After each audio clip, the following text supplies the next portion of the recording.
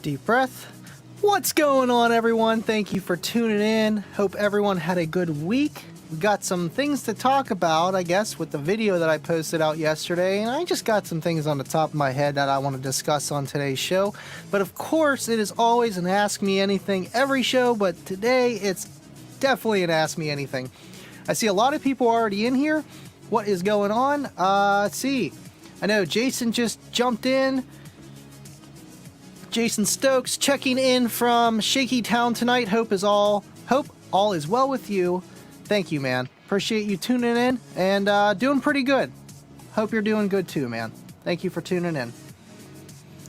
Let's talk down for sound boombox. I was supposed to get one. I haven't got one yet.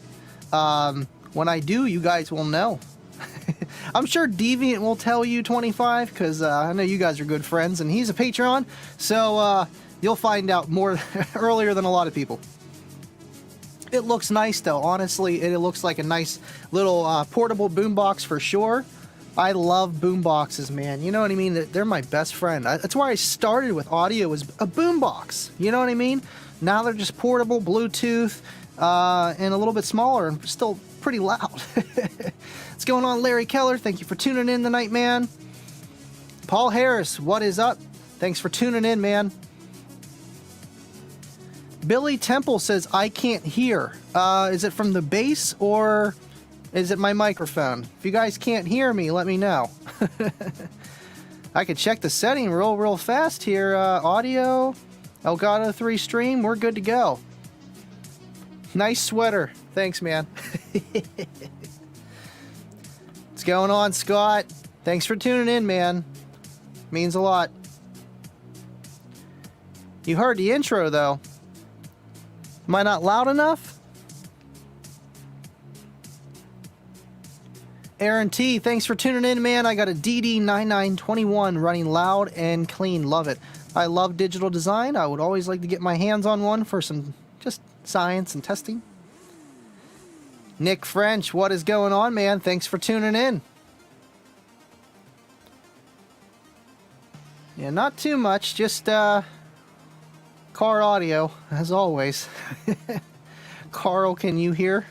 If you can't hear on Facebook, that might be something on Facebook's end. It wouldn't be on StreamYard. Scott says, yes, I started with a crappy cassette boombox. I don't even know. I think mine had a cassette. My parents, they had the cassette ones. And then when I upgraded to like a shelf Sony speaker system, yeah, then I had the dual tape decks. Say that 3 times fast. And then you can like record the one tape to the other. I thought that was pretty cool. And of course, CD player. Mini Trucker, what is going on? Thank you for tuning in, man. Thank you, Larry. I know you should be able to hear me. If you can't hear me, you either got your tweeters turned up too high or you're listening to wasted information, man. Come on. Okay, so Facebook can hear me. Then his phone is definitely on mute, or I don't know. Thanks, RGA. Means a lot, man. I just try to be myself and a little extra for YouTube, but nothing more than I normally am in person, man. You know, really not much off. Some people, they're a little bit different when they're on TV and whenever they're in person. I just try to be myself. What's going on, Malin? Thanks for tuning in, man. Yeah, definitely on his end, for sure. Can you hear me now? Good. Can you hear me now? Good. Intro was kicking in my old Solo Barrack S10Cs. Yeah, it's kind of loud.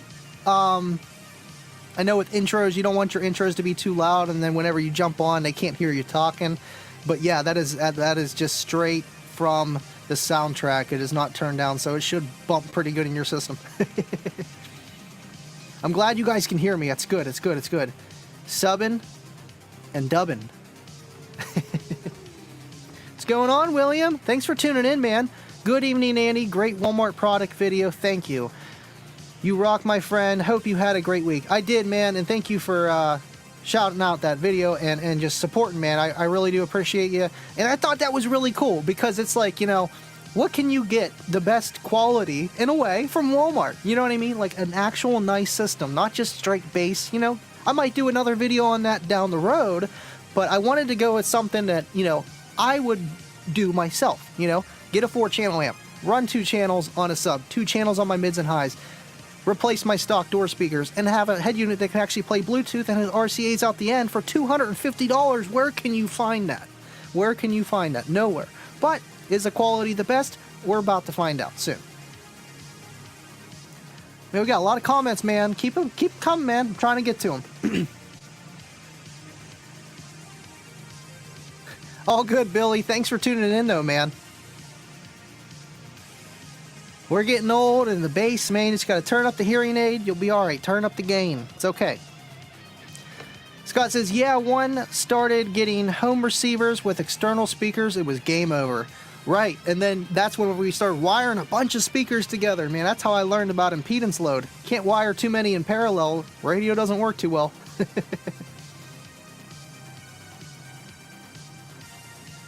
Your intro has bass, Andy. It does. It does. I don't know if you guys can tell, but on the background music currently, I actually added a crossover to actually add some bass to the background music, but I just did it just a hair so it didn't distort it too much. Got a question here. Leroy, Hi-Fi, QHZ Brown. 3 subs in a sealed box with or without chambers. When you get down to the science, I would go with chambers, just so they're not fighting each other, but at the end of the day, you can have them together, and it's going to work just fine. maybe with some things, but to the ear, I don't know if it's going to be super noticeable if you have separate chambers or not.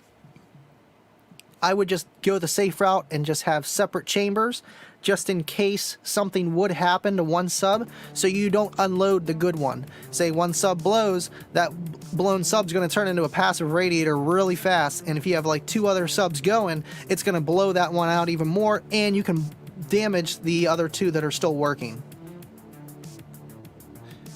Hell of a Walmart deal. What's going on, John? That was fun. What was that, last Saturday with Vega and all them? Thanks for tuning in and being part of the community, man. Scott says, LOL, yeah, it's so much power, can't go full volume, it cuts off. Exactly. But if I wire it this way, it's not quite as loud, but I can turn it up all the way and it sounds louder to me. That means I can add more speakers, right? Yes. What's an impedance? What is that? Right. We knew before we even knew what we were talking about.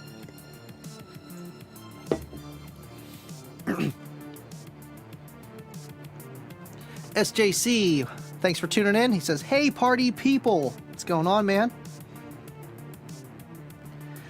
Yeah, for sure. You know, and they had some pretty good protective circuitry in them. Thank God. You know, they go like click, click, click, click, click. And then sometimes they just didn't work again.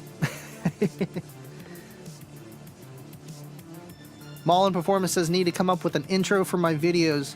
Don't ask me, because I did Rolling Thunders and mine, and Scott gets a copyright flag every time for his. I didn't realize that GoPro audio was copyrighted. You would think that would be a thing, but no, they don't care. I guess it's more for like the TikTokers that, you know, who cares? There's no such thing as copyright on TikTok. I do not enjoy going live on TikTok. I love YouTube. It's so much better. And Facebook. Facebook, of course, too. Let's see. Larry Keller, would separate chambers, if you blow on the other 2, will work fine? Right. Absolutely. Let me, I feel like I'm missing a lot of comments here. Okay, cool. We're not too far behind. Awesome. Larry says, didn't you say you wrestled? If so, how are you not watching Penn State versus Iowa? You know, I wrestled all my life. My dad was a state champ wrestler back in the 70s. Well, late 60s, 70s. And, you know, that's the thing. All there is college, and then after that, Olympics. In college, I don't really get into it, even though football. I'm a diehard football fan. I don't watch college football. I'll watch, like, you know, a championship or some bowl or something like that. Or if a team's starting to do good, I'll watch them. But, you know, I just, as a sport, it was cool to do. But to watch, it's different. It's almost like golf. You know, it's fun to do, but to watch, Baseball, same thing. Fun to do. Watch, not really. Not my cup of tea, at least.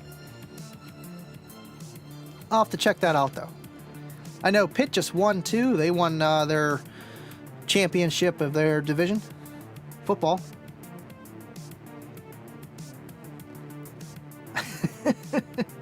What's going on, Deviant? Thank you for tuning in, man. Appreciate you. Yeah, so what's going on? Is 25 joining tonight? That's what that's the rumor going around here.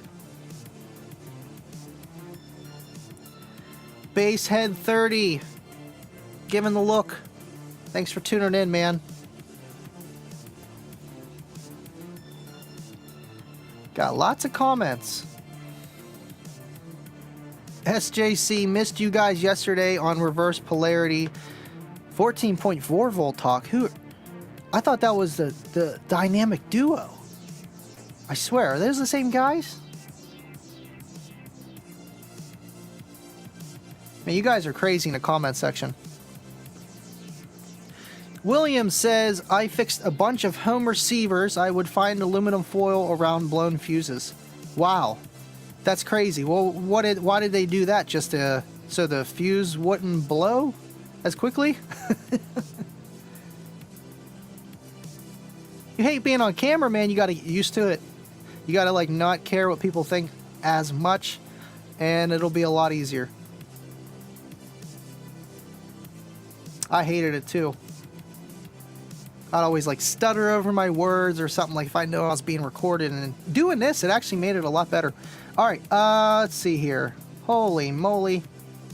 Scott said he wrestled. I wrestled 189 in high school. Did football, lacrosse, never got much enjoyment. Watching feels like sitting on the bench not playing. Right, absolutely. You wrestled 189. How tall are you, Scott? Like 6 foot? I wrestled 145. Adam Russell, what is going on, dude? I saw your message. Yeah, dude, just let me know when you want to do that. Live, this is the SPL Lab guy that I always talk to. He is the source to go to. He wants to do a pretty much podcast about SPL Lab and all the features of it and everything from A to Z, literally. So stay tuned for that. I don't know exactly what channel we're going to do it on, his or whatnot, but it'll be fun either way. Thanks for tuning in, man. SJC says, hey, Andy and everyone else, do you guys still have your original first system gear? You know, that is the biggest pet peeve of mine, that I don't. My Lightning audio, I gave it away to Anthony Belismo. He actually be salting out here in front of my house. Like, he's like the North Irwin, whatever borough, you know, salter guy and everything. So I see him, but he says he don't know where it went kind of story. And then my duals right after that, I sold those, and I have one of the dual speakers left. I have one of them. That's the oldest equipment that I have from the beginning. The dual from the Bandpass. The Bandpass box and the other sub. The sub I gave away. The box I sold for like $50.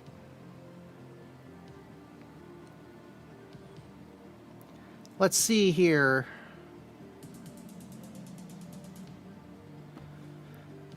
John says, since I admitted the other day on air that I'm still running my old duals, I gotta finally build my double JL 13W3 box. Not much room in my '05 Corolla trunk period, thinking of sealed for now. Absolutely, man. You know, those W3s are going to sound great in a sealed enclosure. Yeah, they can work ported, and they're pretty efficient. They're light drivers, but the way they're designed, I honestly think they lean a little bit more towards a sealed enclosure, and they're going to sound tight and crisp and punctual. I would definitely go sealed.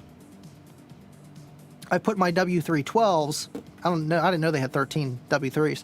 I had them sealed and ported, 1.25 sealed each, and 1.76, 1.75 per ported.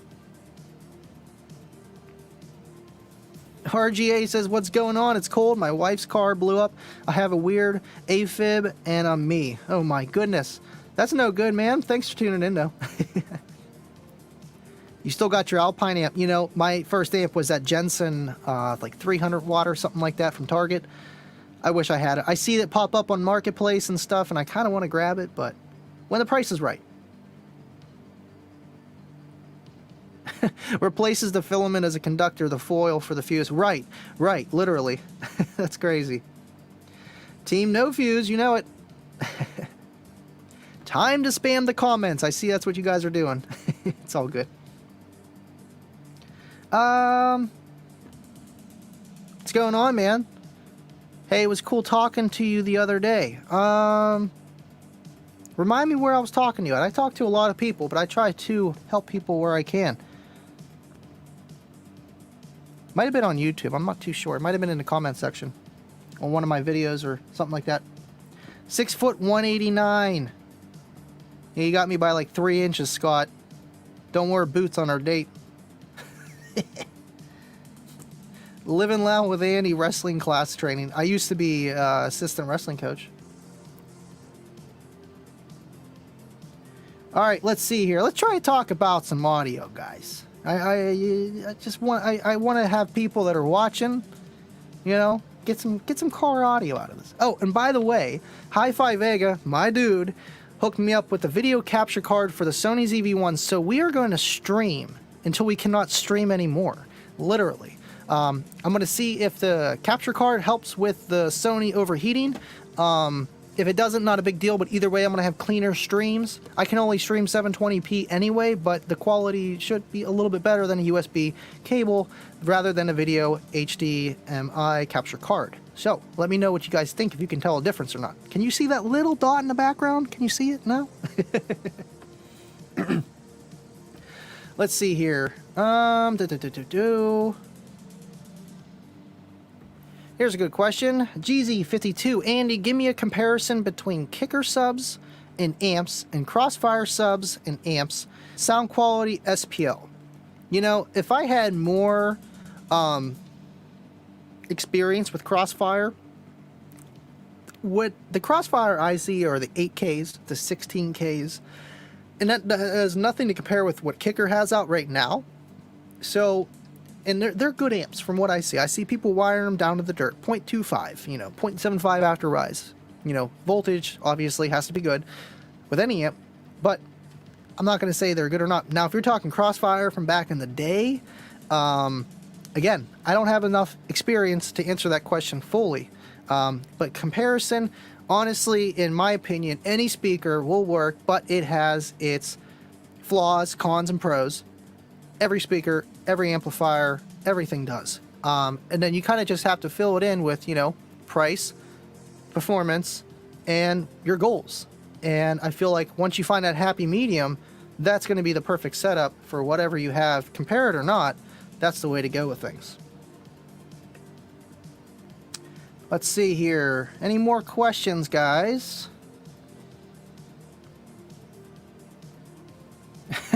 Same. I was 6 foot 125 when I graduated, and now I'm 3 times the man. Right? I know I gained a good 50 pounds, 40 pounds or so. About 50, yeah, about 50 pounds, man. It's all down here, below the shot. You can't see it.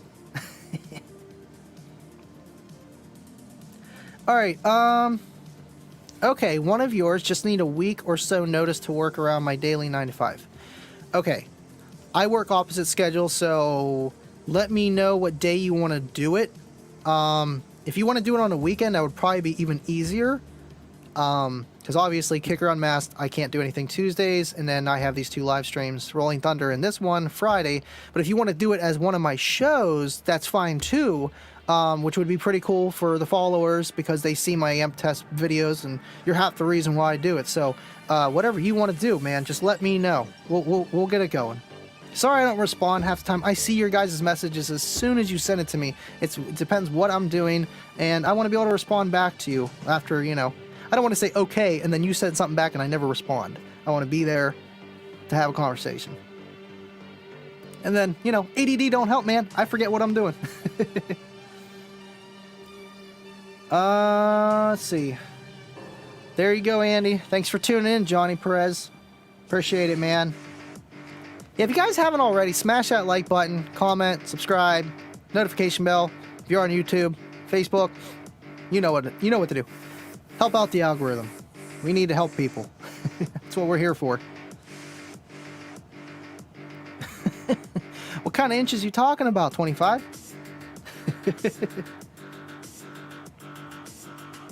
All right, let's see.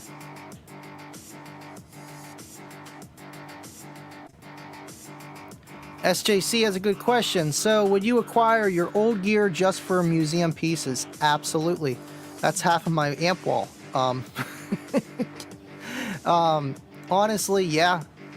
Yeah, I almost grabbed a pair of gold letter kickers, and long story short, guy said someone else was going to buy them.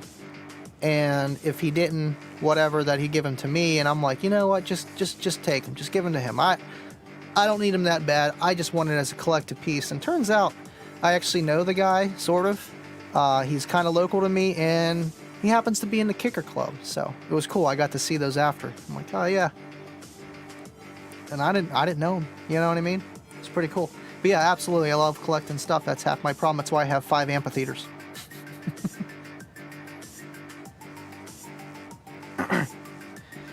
Scott says, going to bed, worked hard tonight.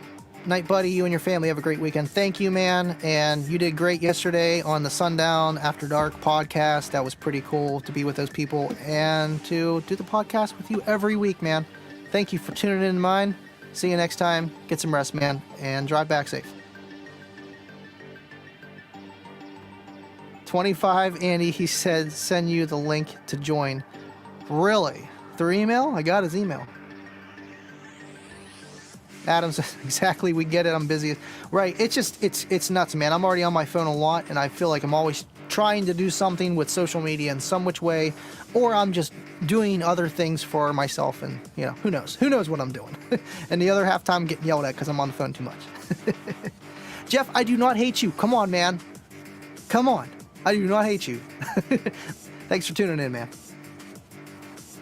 See, RGA? See? Tell him. You tell him. Mike Craner, what's up, brother? I'm gonna have you guys on. I'm gonna have a lot of you guys on these future shows. I was gonna do it today, but it wasn't enough scheduling and stuff like that, and I didn't really put out a post this whole week for like a topic. So I was like, let's just do an Ask Me Anything. Just kick back, hang out with the people. But I want to do a Patreon only, not Patreon only, but Patreons with me, and we can just talk about whatever you guys want to talk about. And after we get the Patreons on, maybe I'll do some other guys that are consistently watching that I see in the chat, or, you know, just know personally. I do want to get more people on my show. I know a lot of people do watch just to see me, but I do want to help you guys out too, and get your name out there, and I just want to hear about you too. Because I don't get to talk to anybody in person that much, you know what I mean? I'm a family guy, it's cold, the whole vid thing going on, it's just, you know, and you guys are so far away to begin with, and I didn't go to Slam last year, so there's a hole in my heart. No, I have never done a fiberglass box. That'd be really cool to do. My buddy Tony, he knows how to work with fiberglass, and I get the concept. Build MDF rings and build the MDF box, and you know what I mean? Depends which way you're doing, door pods or an enclosure, but you have to make it really, really strong if you're doing it just with fiberglass, and you can't be throwing no Solo X in there with fiberglass. I doubt it. Maybe for some look effects on the outside, but at the end of the day, it's going to be an MDF enclosure or birch, whatever you use. If so, have you ever done one that's fiberglass and part MDF? Exactly. To maximize box volume, but also maximize trunk space. Right, you know what? I was thinking about doing that on the Eclipse for the trunk and in the wheel well. I would lose my battery location, but I was trying to get more airspace out of it. Long story short, I just built a box that went literally over the hump and put my batteries underneath. But I think that's a good option for some people, absolutely, to get a little bit more airspace. Now, if you get down to the physics of it, yeah, you're going to be having bounce, you know, more edges in your box, which can hurt SPL and just sound different. But absolutely, if you're really trying to gain airspace, if the airspace you're gaining is more of an advantage than just having, you know, a different sound or an enclosure that's more efficient in a way with less angles, then yes, do it. But like anything, make sure you know how to do it so it does sound right. Deviant with a weekly reminder, Andy has a Patreon. Dude is only asking for $1 a month, streams all the time and posts videos. They take PayPal, it's easy peasy, sign up. Thank you, man. Appreciate you, man, so much. Gold letters are cool, man, but you know what? Kicker comps, man, they're not too far off. They're really not. You know what I mean? For the efficiency, the output, the enclosures you can put them in, and shoot, man. There's a little bit different, you know what I mean? Because they're not paper cones, or I think the old gold letters were paper cones. So they might be a little bit heavier, and they're going to react a little bit different, but the type of driver it is, and being kicker, knowing how they do stuff, I think it's pretty close in today's standards. It's just, you know, nostalgia has a big influence on us, you know, especially like when you ever heard your first loud system, it sounded louder then than things sound now. You know what I mean? It's like, man, that was really, really loud. I want something just like that. Or I remember back in the 90s, whenever I had this was so loud, because that was like your first experiences with life and with just car audio. So there's always that. That's why nostalgia is a thing. But I feel like if they would bring back the gold letters for like a 50th anniversary, which is coming up in what, 1 year or so? 1.5, give or take. That would be cool for them to do. Now, how are they going to design it? Are they going to make it a paper cone? I don't know. That'd be something cool to know. Larry H. Again, thank you for tuning in, man. You have been around the new Solo X. You have been around the new Solo X. What would you approximate the physical weight of a 10-inch L? I've never seen one in person yet. It's always been on the camera, man. I wasn't at that show where they took it as a display piece. I think it might have been at Slamology with Steve Barber. I didn't go, so I didn't actually get to physically see it. But roughly the 10-inch L7X, I'm going to say it's going to be the 40 to 60 pound range. Don't quote me. But honestly, just looking at it, and from what I know, it's going to be around that. And obviously the 12 is going to be a little bit heavier, and the 15 is probably going to be around that maybe 80 plus range. I don't even know. I don't know. It might be more, it might be less. You know what I mean? The weight of a woofer doesn't really make it louder. So I don't know, but I'm going to say they're going to be some beefy little guys. I'm going to get my hands on 2 of them. So if you don't know by then, I'll let you know. Dan Current, what is going on? Thanks for tuning in, man. We ain't fighting.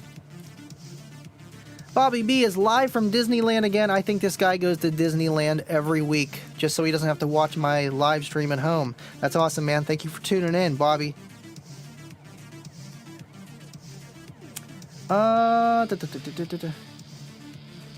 RGA, people got to realize with him, I don't know what that word is, but fame comes distraction. He can't possibly answer all these. It's very hard. I try my best for you guys. And I appreciate you guys not going too crazy in the chat where you're just like random, like, you know, mumbling dumb stuff. So I appreciate that so I can actually get to the good questions. And obviously you guys are going to have a conversation there. I know what it is. I'm usually the one in the comment section. What are you talking about? Yeah, you are. What are you saying? You talking craps? John, come on, man. Here, let me scoot down here a little bit. Holy moly, lots of questions, guys. Yeah, I was not able to keep up with that. I see DIY audio guys in here. Holy moly. Okay, cool. Live it up every day. Is it possible to hit a 150 on music with 2 of the latest CVX12s in their proper box and 2 comp Q15s in the proper ported box with CFA? Whoa. And the Qs. Is it I mean, honestly, it depends where you're going to peak at. You can get a 150 on a single 8 if you design it right. So, yes to all those. Now, how's it going to sound and your goals of how you want your system to sound too and what you want to play and how much space you have in your vehicle, how much you're willing to give up, and just there's a lot of factors. Now, a 150 range, everyone wants to get there, but honestly, I feel like the first milestone you want to get to is a 145. Once you hit that 145, you got 212s, 215s, you're pretty loud. You know what I mean? People are like, whoa, what do you got in your car, man? Like, that sounds like serious. And unless you're playing 60 hertz, it's going to sound really good to you. Sorry, guys. Dan, if I'm at Slam, I would have gave you one when I met you at Slam that first time, but nobody knew who I was. And, but it wasn't even Cookie Monster then. It was Cookie Monster, but it was a different box. It was a little one in the trunk, so. But absolutely, man, I will definitely be giving demos at Slam. As long as everything goes to plan, I'll be there, and I have an extra spare, so I'm good. John, I don't hate you. Come on, man. What do you consider old school? Definitely 90s, obviously 80s. Yeah, whenever I got into car audio, it was like the mid-2000s, so, I mean, I guess that's old school to me, too. Anything after the 2010s, it's like an ish, but it's still kind of rare, you know what I mean? Like the Alpine MRP 500s, those were like around the 2009 to plus era. I know they make newer ones, but the ones that I know. Fiber RC Cars 124. Hi, Andy. Hope you don't forget about me this time, bro. Thanks for tuning in, man. Gotcha. Let's see. Okay. Caught up a little bit there. What's going on, Little Craner? Thanks for tuning in, man. Appreciate you guys. El Fuego, I have a Panasonic rack with a dual 12. Tower still in the box. Ooh. Home audio. Mike Craner says, I'm doing a full Q class bridge, even walling the thing with 4 Q class 12s. I know you, is this a different build or is this the new build you've been talking about? Physics. What is happening? What's going on? Justin, thanks for tuning in, man. Just an Ask Me Anything. You know the deal. You know the deal. Let's see here.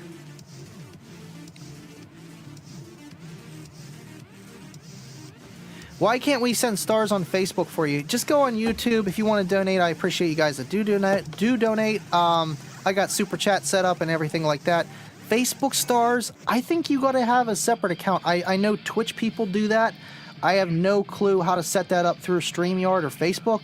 If you know how to do that, let me know. But appreciate you, man.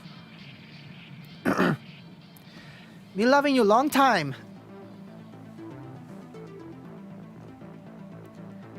Random 4400, thank you for tuning in, man. I have a quick question. What would happen if you bridge an amp that's already bridged internally? It's going to blow. If it's already bridged internally, that's a full bridge design. We'll say that. I believe I'm correct on that. And if you bridge it with another amp, I feel like you're just going to send power to the other one and it's going to short it out throughout the system somewhere. Whenever you bridge, strap 2 amps together, you're, in a sense, one is going to be the ground and the other one is just kind of like, I don't know how exactly it works in the wiring when you bridge them. It isn't how you think. So I don't know. I don't know. You're going to have to ask someone else on that question. I might try to learn and figure out exactly the mechanics of it, but I know amps are very complicated, man. You know, people are like, I blew my amp, you know, all I got to do is replace some FETs, and it's like, man, you got gate resistors and all this other stuff. You have no idea. You got to test 5 million things to see if everything is actually okay. I don't know too much about amps and how they work in that way, but I'm just going to say it's going to be a bad ending if you do that. No, they're very expensive, but I am going to re-plexiglass Cookie Monster's window. I am doing that. Because day one, it had a crack in the corner when we were tying it down, man. You can't see it, but it's just, I want to fix it. Does Kicker still make a free air infinite baffle sub? They brought this up on the Unmasked. I think it was this Tuesday, or had it been this Tuesday with Kip being back. And yes, all of them. Thing is, whenever you build an infinite baffle system, know what you're getting into. There's a lot of factors of how many woofers you need, depending on the woofers you use, obviously, so that you can make it sound good without making all the speakers, quote, bottoming out or just not as loud as you want, because you're not going to have the power handling. No, they don't make an FA Kicker, you know, free air 8 or 10 inch driver that's physically built for just designated free airs. No, they don't. But will they work? Absolutely. How good will they work? I feel the Kicker comps, the older one, or the yellow or the white, the Kicker competition, the Walmart sub, I feel like those would be really good in an infinite baffle setup because they have a, like, not a really tight suspension, but a lighter suspension, a lighter driver. They're efficient and they can take the power, you know? So I feel like if you had like 2 15-inch Kicker comp bars firing into your car, into your cabin, I feel like that would sound really good. And you would have a lot of bass response that you would out of a free air system, and you would have enough cone area for it to work, because I know there's factors with that, with the VAS and everything else, and the moving mass, and like just everything. So no, but yes. So it's almost trial and error. I wouldn't use a Solo XL or an L7X in an infinite baffle. I don't think it'd be the best, but honestly, it all depends what you're willing to do. Got a lot of comments, man. Thank you guys, everyone, for tuning in. We got almost 40 people in here. It's awesome. I appreciate you guys tuning in. Jam 210. Andy, what do you think about Kip saying that the new Solo X is going to set a bar? That's pretty a bold statement. That's a pretty bold statement. What do you? I mean, a bar in what? Pure SPL? No, maybe, but I don't think he's. Whenever a speaker designer or someone of Kip's caliber says it probably is going to be, but not in the way that you think. Linearity is a thing, guys. When a woofer moves, you know, you want it to be linear. Just because you can have a lot of X-Max, maybe you're leaving a lot of the coil out of the gap, you're going to start losing some linearity.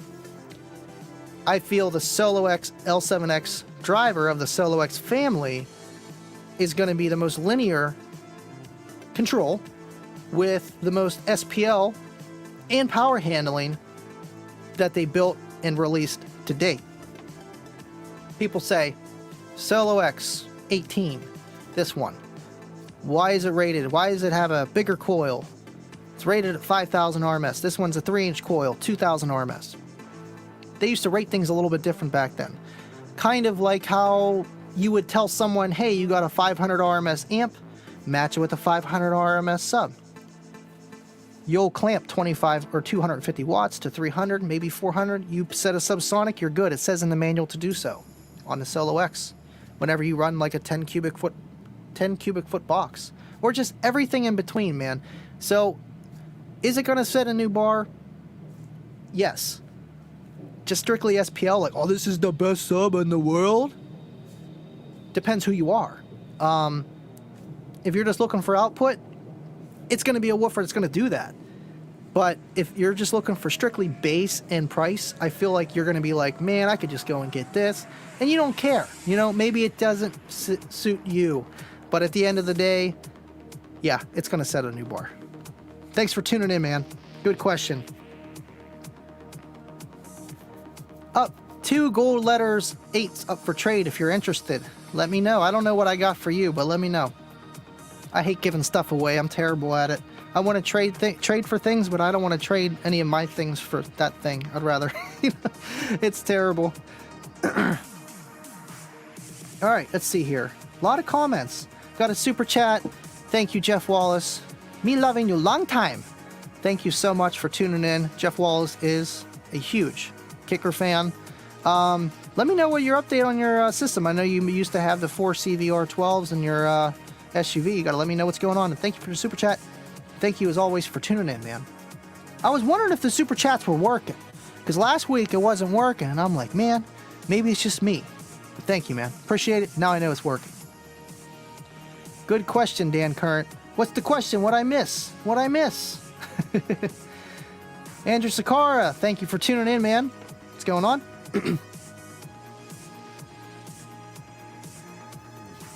John says you best invite me to the opening of those 10s, Andy. Man, we'll see. We'll see. How's that KX 2400? I know a few people want to buy it.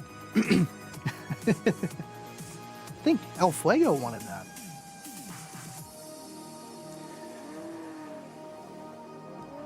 What's going on, man? Again, thanks for tuning in. What's a good cheap amp 800 to 1000 RMS to win these 8 OEM 8s? Oh, you're that guy. Good cheap 800 to 1000 RMS for the 3.8 or the 8.8 you're going to run. Well, you got to figure out what impedance you're going to be at. I think the best bet would be around 1 if you can do it. If those are all dual, if those are all single voice coil 8s, then you'd be at 1 ohm, I believe. No. Yes? No. No. 4. No. How would you do that?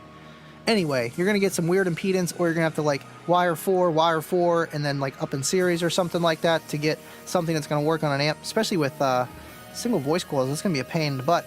But anyway, cheap 800 to 1000 RMS amp, cheap and pretty reliable, I think, in my opinion. The JP8. Go check it out, man. It does about 1000 RMS, 1 ohm. It's got a bass knob that has voltage and clip detector, I believe so too, and it's just nice. And it's got a plexiglass on the bottom, and it's around under $200. I think it's $170 right now. DIY Audio Guide knows all about that. Thanks for tuning in, man. And yeah, it was fun talking with you on Rob's show.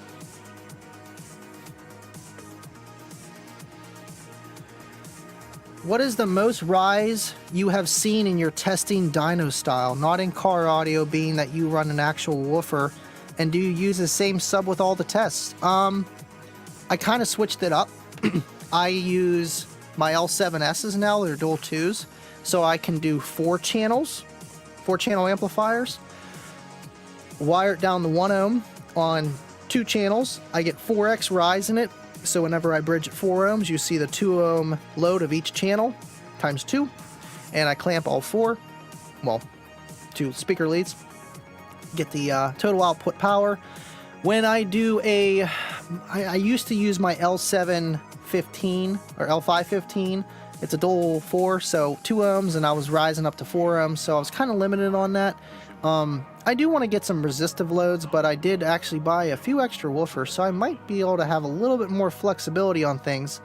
But again, you know, you almost have to have the same woofer and wire really low. And I've noticed on some amps that if they see that low impedance, they'll just naturally shut off. And then if it will wire higher but have less efficiency, it wouldn't. So you kind of run into a problem of trying to run it half ohm on an amp to get a 2 ohm box rise score, and the amp shuts off. Or I have loading issues in the room. It's different than in a car. so I get less box rise. And if that makes sense, especially when a lot of power is applied. I've been having problems with the CX43 series amp I've been trying to test. I thought it was my power supply cutting off the amp. Nope. I'm just seeing too low of an impedance on a CX43. Literally, once you hit about 1.9 at 1,000 watts, it shuts off. So I'm probably going to do a test in my car, hook it up to Cookie Monster, run it to 1 ohm. I know I rise to 2.3. I can probably get a 2 ohm impedance if I play a little bit lower, and do a dyno in the car. But again, that is noisy, but we'll see. You know how I like, I'm real particular with my videos. Little Craner says, hey Andy, how have you been? I try to join all the shows as long as I can. Thanks, man. And you know, we do have long live streams, so I appreciate you guys that hang in as long as you guys do. We're going to try to stream. This camera either shuts off at an hour or an hour and 45 minutes. It's weird. I got the room pretty cold, so we should be able to hit that 2-hour mark. If we can hit that 2-hour mark, we're going to keep going. I don't want to have a huge long show, but you know what I mean? Maybe we can have someone join in after the 2-hour mark if you just want to hang out.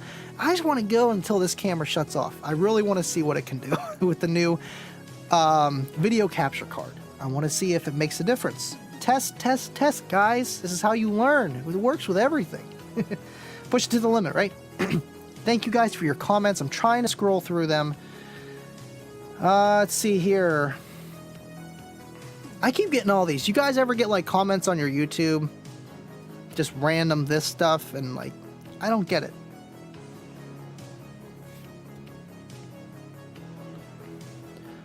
Basehead 30 said L7s are louder than Q-Class subs, just saying. In that saying, yes. SPL, I like the L7S is better than the Qs. Kip even mentioned that the Qs, not that they're not for SPL, but they are designed in a different way compared to the L7S, which is just the original Solo Barrack restitched and, you know, tweaked here and there since like the 08, 11, yada yada. So yeah, I like them better too. I've designed a wall for 412 QL7s, and it only did a 50, but it did a 50 at literally 43 hertz down to 34, and it was a 4th order wall.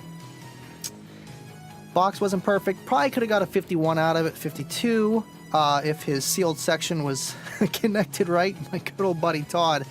But, you know, I feel like he would have done better with the L7Ss. I really do.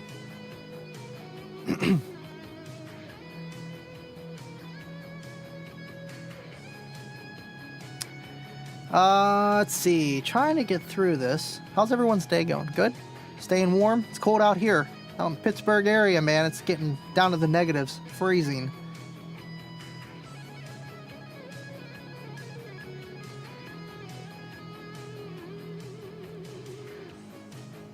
What did I miss here?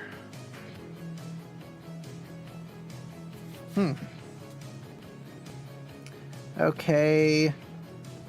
Nick says, thank you for tuning in, Nick. Hold on. Do the 2 Solo X behind you work? This one does. That one doesn't. And then the one in the car does. This one here, this is my first one. And I don't really want to fix it because of nostalgia reasons.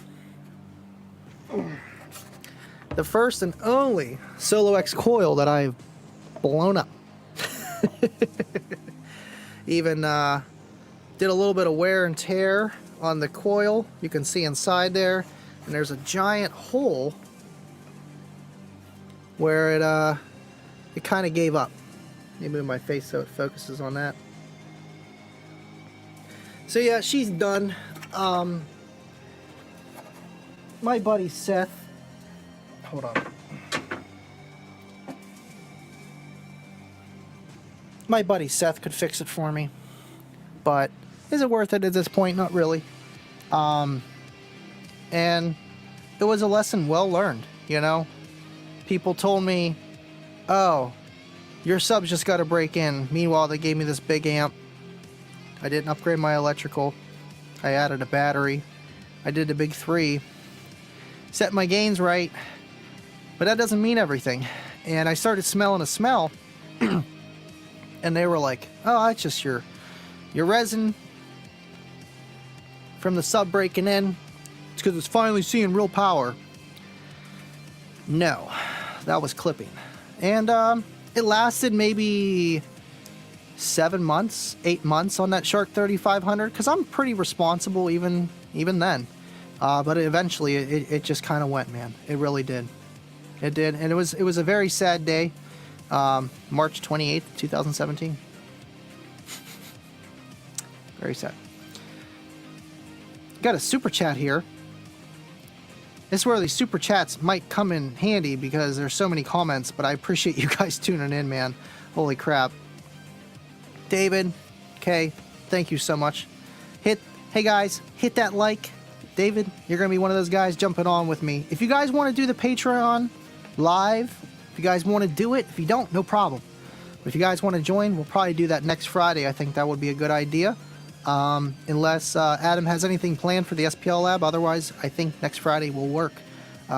Maybe I'll make a post in the Patreon since we can all talk there and figure something out. Hi, Mara. The 8s are dual 1.2 ohms each. They're actually dual voice coils for car or OEM, original manufacturing stuff. That's crazy. So you could wire them to 2 ohms and then 2 ohm, 1 ohm. Let me get out the calculator. I feel like if you ever want to know how to do impedance stuff real quick, like I can do 2 4 speakers, 8's too much. Ultimate Car Audio app. Thomas Van built this. I didn't even know who he was until after. Really good app, been using it for years. Nope, we don't need that. We need speaker wiring, dual voice coil, type in amount of speakers. We got 8. Impedance per coil, 1.2. 1 amp. Yeah, you're going to be at 4 ohms or quarter ohm or 20 ohms. It's going to be something weird. Now, if I could put 2 amps, but then we could probably split that, you could get 2.4 ohms if you would run 2 amps, but you could do the same thing by running 4 this way, and then running up series or parallel, vice versa. There's 5 million ways you can wire stuff, especially when you have a lot of speakers. I got another super chat. Oh my goodness. Hold on.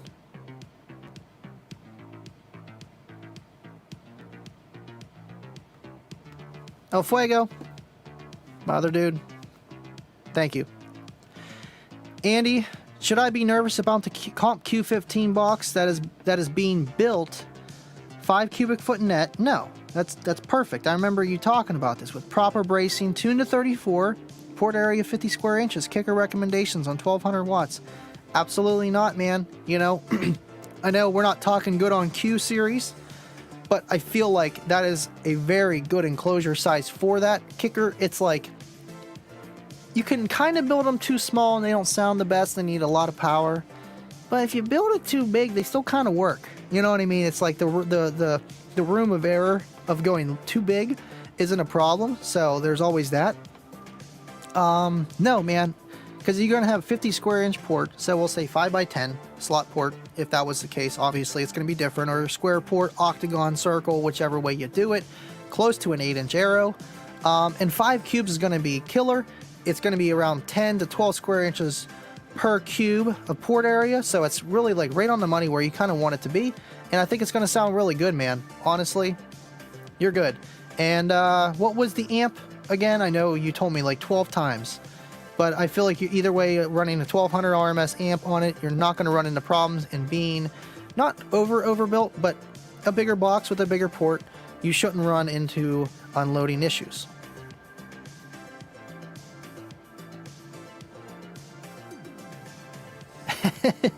Yes, it was the Bieber fever. You know, we still got 35 people tuned in. I've been on this podcast for an hour. That is awesome. Appreciate you guys, really do. I'm trying to get to the comments. You know, when you go to the super chat, you lose where you're at, and I don't really want to stay too far back, because I want to get the people, you know, just joining in too. I really do. like this, like Paul Harris. Good night, everyone. Have a wonderful weekend. Thank you for tuning in, Paul. Appreciate you, man.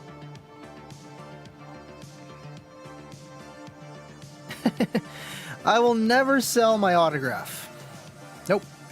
I only given out one autograph so far, and that was to Scott Dilbeck. I know David is asking for one.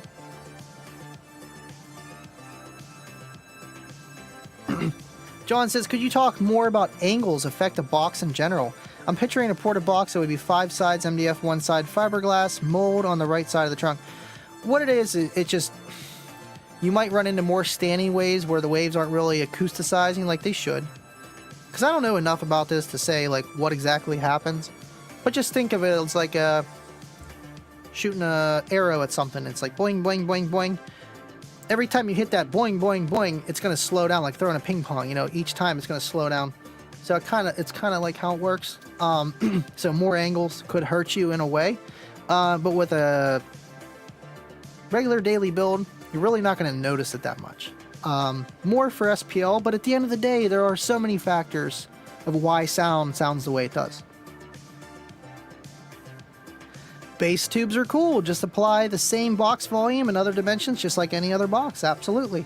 Yeah, I think they just made them a little bit too small, but I mean, honestly, they're for like pickup trucks and for small spaces. I feel like a bazooka tube would be awesome, just like how they have the kicker tube. It's got like the passive radiator and everything. Mr. YouTube.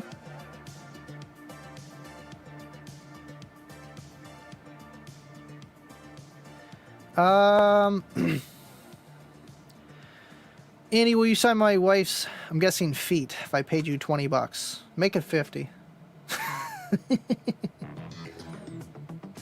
Yeah, I seen his autograph was like $50. I was gonna get a JPA, you know, like how you put things in your cart and you're really not gonna buy them, but you kind of want to see what the price is gonna be at the end of the day. Well, I've been doing that, and I did see that the signature was like $50. I'm like, whoa, I need a message. Hey, can you just sign up for me, please? Please, come on, man.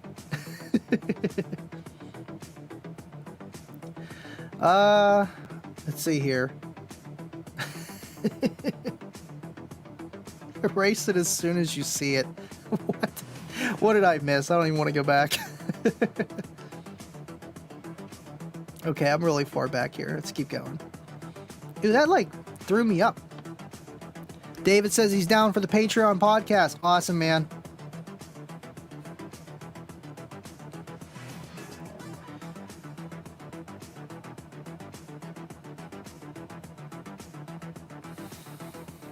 Man. Jeff Wallace says he blew his system by playing in sync. Your coil said bye, bye, bye. All right, let's scroll. What is my dream system? A bunch of Solo X's and a 6-order SUV doing 60s at God knows every frequency and just being windy and loud. Goals. Vans or Chucks? I tried to do Vans. My foot wasn't flat enough for Vans, and I've never worn Chucks.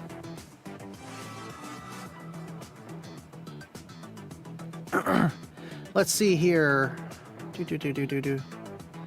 Damn straight. All right. Andy, which sock goes on first, left or right? Definitely gonna be the right.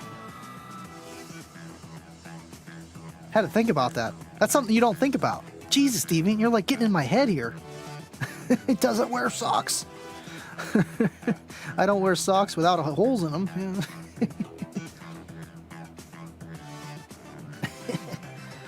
Dub Team, got a question. Andy, if I swap the passive radiator with a subwoofer and then replace the subwoofer with a passive radiator, will it increase my overall SPL, thinking I'm going to comps with So you're just switching them. Is that what you're saying?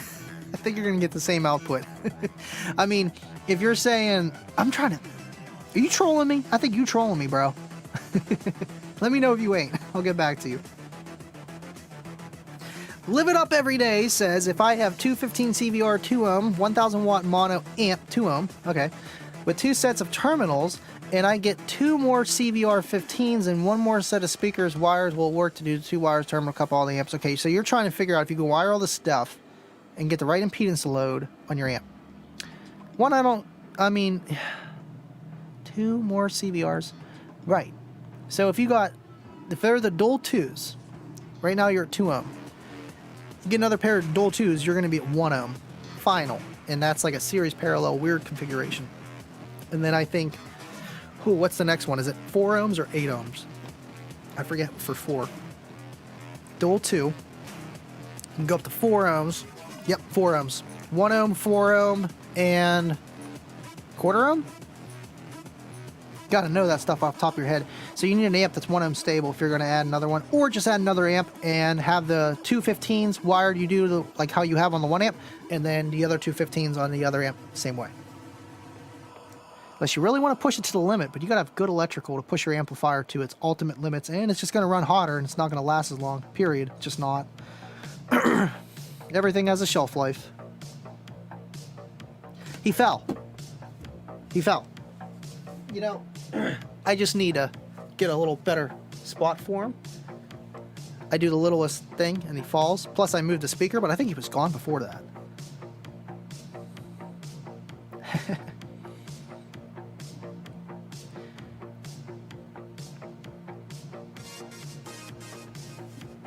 David says, I got a Down for Sound JP95, a Scott Dilvick Rockford Fosgate 225.2, a Vega Rockford Fosgate, Big D Wiz, and hopefully soon a kicker, Andy McGill. Heck yeah, man. Soon.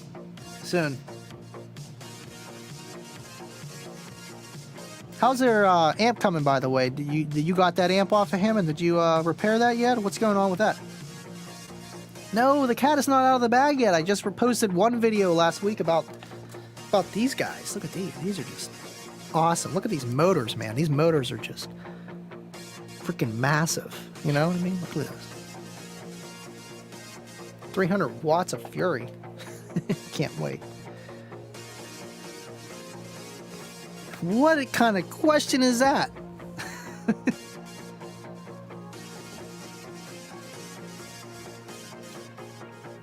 Okay, I'm caught up here.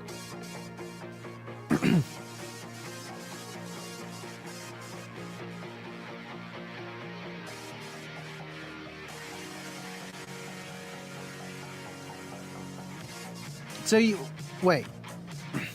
He is being passive about the question. Okay, you trolling. You got me. Got him!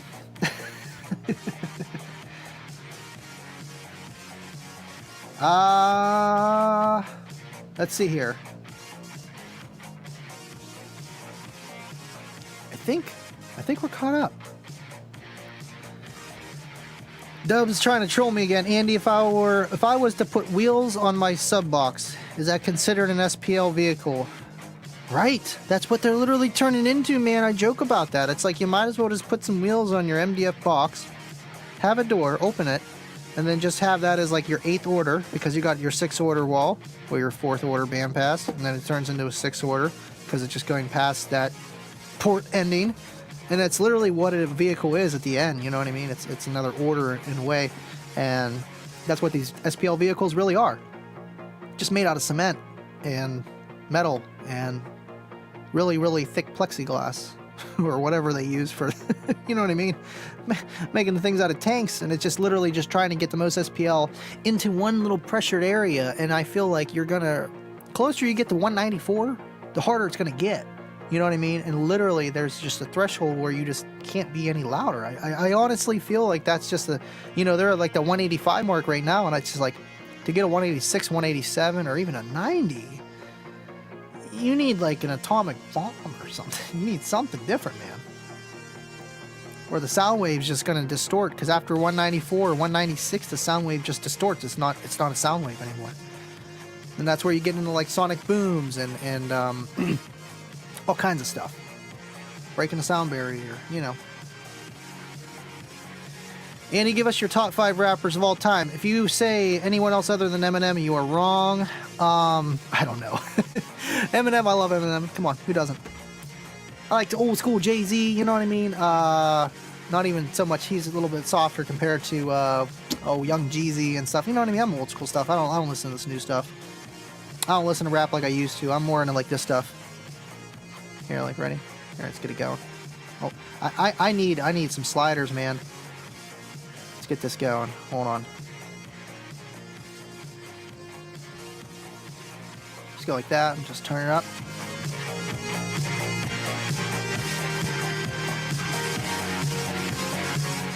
That's where it's at. That's where it's at. Sorry if I'm clipping your speakers, guys. Let's see here. El Fuego, got a question. YouTube, order of importance. Upgraded camera from iPhone 12 Pro Max, lighting, editing, software, or something else. I think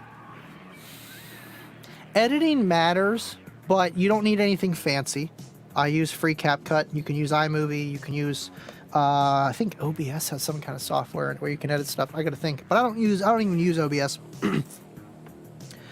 I feel the most important thing is lighting, because without good light or settings on your camera or phone, it's going to just look bad. You can use an old camera, 2 megapixel from 2008, and as long as the lighting's right, it's going to look okay. Sound is there, you know what I mean? That's why I'm real big on the sound of obviously, how it sounds. That's why I love this mic, man. It makes me sound so good.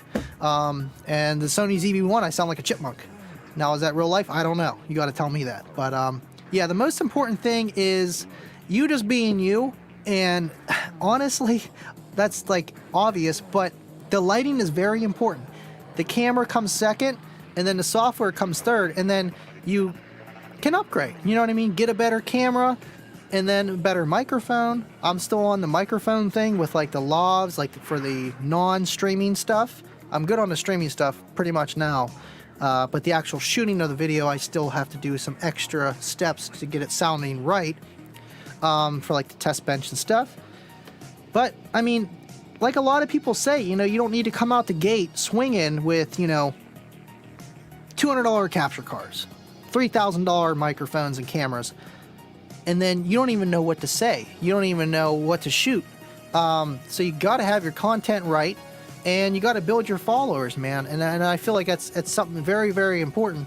And then as you get bigger, you know, you can add more stuff, and that's kind of what I've been doing. And you know, I'm getting happier, because it's like, man, everything's starting to jive, everything's starting to work, it's looking better, and I feel like it's better to do it that way than have everything up at the gate and then burn yourself out. Man, no one's even watching this stuff. I put all this money into this.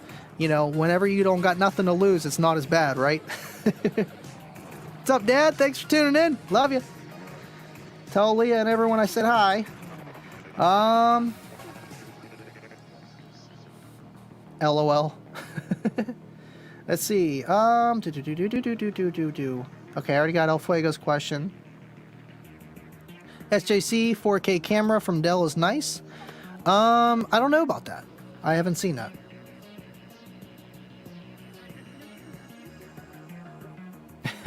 Thumper, your question's funny. Or your comment's funny. 25 question. Why is it every time I walk into the bank they look at me like I'm the guy that's gonna... It's because you got that mask on, bro. No, I'm just kidding. Let's see. Nick, thanks for tuning in, man. Appreciate you. I know you're on Facebook. Might be off by now. I don't know. Hit that subscribe button on YouTube, man. Living Loud with Andy.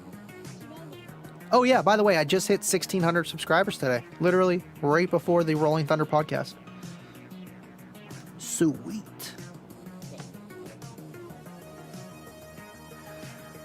Let's see.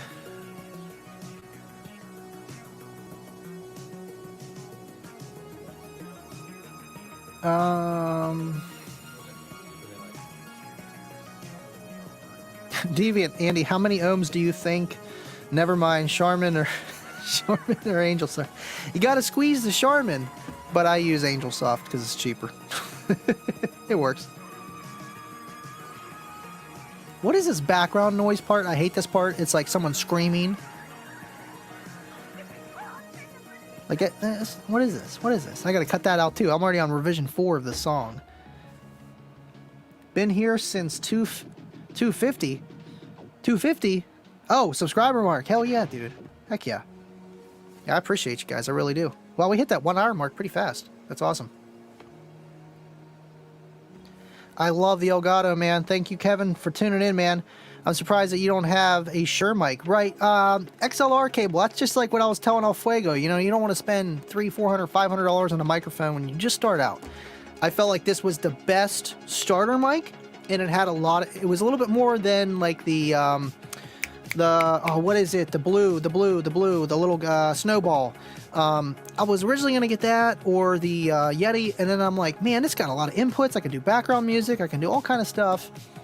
And it's around the same price as the Yeti, and I'm like, I want to try that. I think that's cooler because I like background music. You don't like background music. I think it's cool. And now that they have plugins for like compressors and already has an auto clip and everything, it makes my voice sound really good. So I can be like one of those podcasters just sitting here talking and it doesn't sound too loud. Yeah, you might have to turn your volume down on your phone, but you sound like, I feel like I sound like a radio when I'm really close, like you're supposed to use a condenser mic. So I like it for that. I like to keep it away though, you know what I mean? And this room actually works really well for sound deadening. I don't have any sound deadening here. Ceiling tiles, a bunch of stereo equipment, and carpeting floor, and just a lot of stuff. So the sound isn't really reverberating too much off of things. So it actually kind of works. I love my Elgato, man. The Alpha guy on YouTube, I forget his name. Alpha. All he does is Elgato products, streaming. He's a big Twitch guy, but now he mainly does YouTube because he found out that the algorithm on YouTube is better. Alpha Gaming, dude. I love this guy so much. Let me just pull up one of his videos here. Oh, here. Oh, here's a picture with him with the Elgato right there. Look at that. He's the one that got me on it, man. You know, and it's just with everything between camera settings, streaming, lighting, the same questions you guys ask me and then I answer about, you know, with like the El Fuego question of like what equipment to get. Where do you think I got that information from? You know what I mean? Yes, a little bit of experience and stuff, but dude knows his stuff and he's really cool, man.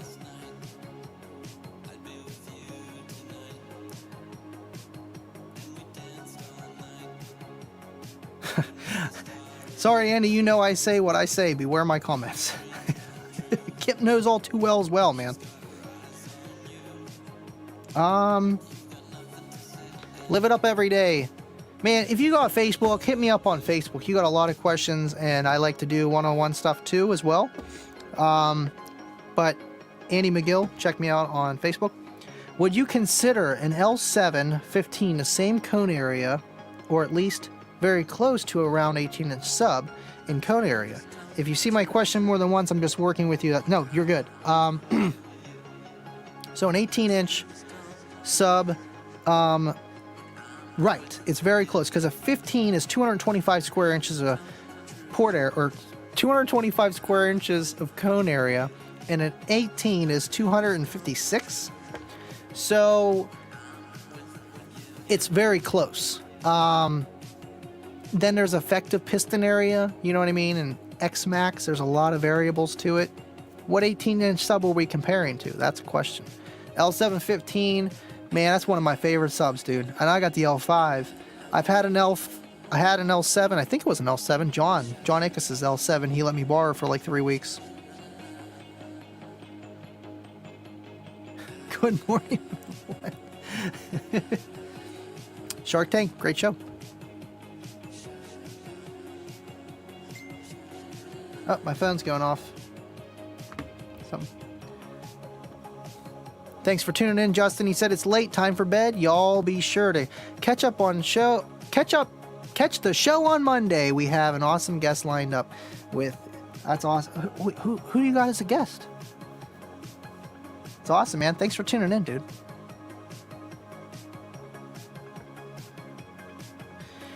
Yes, they reinstated Kip this week. I know I missed your show, Justin. If you're still here, I missed your show because I watched the Base Wars because of Travis Young. Sorry. And then I wound up getting on that podcast, so double sorry. Love you, buddy. Let's Let's see here. Dub team, he's really trying to come at me tonight. Andy, my wife got angry when I told her she would have space in the boot after I got my box, but now it's filled my boot. What do I do? Get JP signed box. Okay. Yes. No, I don't know what you're asking me. But yes, get the JP signed box. Absolutely. All the JP, I think the Down for Sound boxes, the JP box. Down for Sound boxes are all designed by Drew Jones from Bassaholic. Quote me if I'm wrong.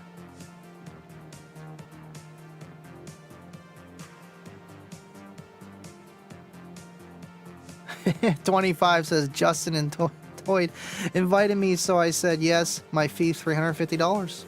I mean, that's not bad. If you'll go on there for $350, how much I have to pay you to come on here? You know, sure we could work something out. RGA says I want to go to Stillwater and see what's up myself one day. Same, bro. Same. I think it's gonna be awesome when I go down. I feel like it's going to be awesome if anybody goes down there, you know, how big of a facility they have and what kind of company they are and the kind of people they are. God, it'll be awesome, man. Plus, it's all about car audio. How cool was that? It's like another thing. Like, I always wanted to go to the Football Hall of Fame out in Canton. It's literally 2 hours away from me. Never been there. I just need to go. Ashy, thanks for tuning in, man. What's up, gang? I'm listening, but I'm plowing till Sunday morning. Sounds like a good weekend. No, wait, we're talking about the same thing, right? A trunk is called a boot overseas. Oh, okay, so that's okay. Let me get back to that question then. Okay. Annie, my wife got angry when I told her she would have space in the trunk after I got my box, but now my trunk, now it's filled my trunk. What do I do? Get JP signed box. I mean, it's base for space, you know, when it comes down to it. And you don't want to be putting stuff back there with your box. You're killing your DBs, man.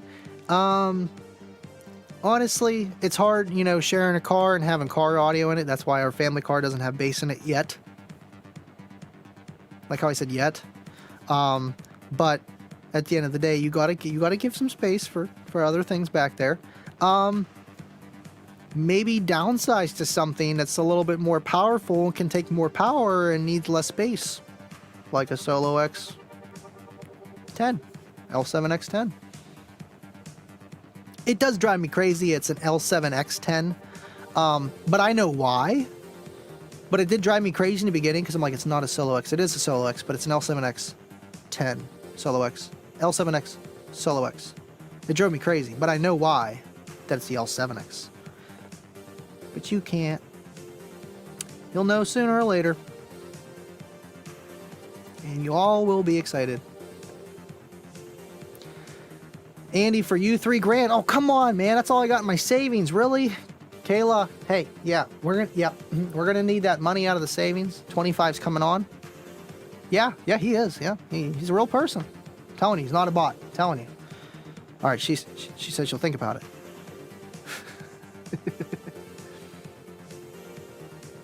So, John says, so what was that Kip being fired thing? It's because he got sick, and that's the real reason.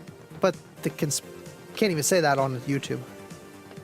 The thought is that because of RGA, he threw up a comment and he almost read it out. And let's just say it wasn't PG-13. So and then right after that, I believe he didn't come back to the show for 3 weeks. Now, was that because he was sick, or did he get fired? That's what. Got earplugs. Nope. I have two L715 Solos and a Ranger on two CX1800s. It's loud for sure. From Cincinnati. Thanks for tuning in, man. That's awesome, dude. You know what? That sounds like the perfect setup. I had two L712s on two CX1800s. So I can just imagine how much louder yours would be. Two 15s. 150, man. All day. Woo, heartburn. Wow. Okay. 25 says Monday, Justin and Toyd.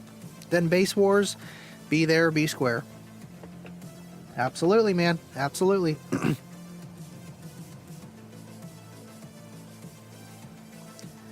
Let's see. A lot of comments, guys. Keep them coming. Keep them coming. I try to get all of them. I do. I really do.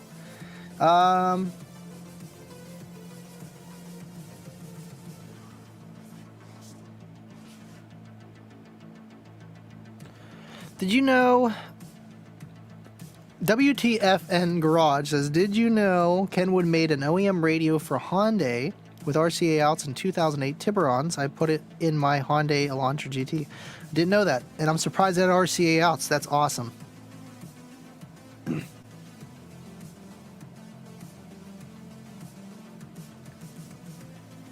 25 says he's a bot that loves bass for the win. See, I knew it. I knew it. AI, artificial intelligence. It's a bot. About to find out for $3,000. Lil Craner says, "What do you like to put in? What do you like to put into a Yukon XL? If I had a Yukon XL, flat, not even a flat wall, B-pillar build for sure. I don't know if I'd do a flat wall. Flat wall is going to give me SPL. Anybody can do that. I want some wind. I want some loud. I want some demos. Definitely a 4th or 6th order. I'm going to lean towards the 6th order because Cookie Monster is practically a 6th order build. Just no loading wall. So I definitely would do that. Probably 418s, man. 4 Solo X18s would be bomb. Thanks for tuning in, man.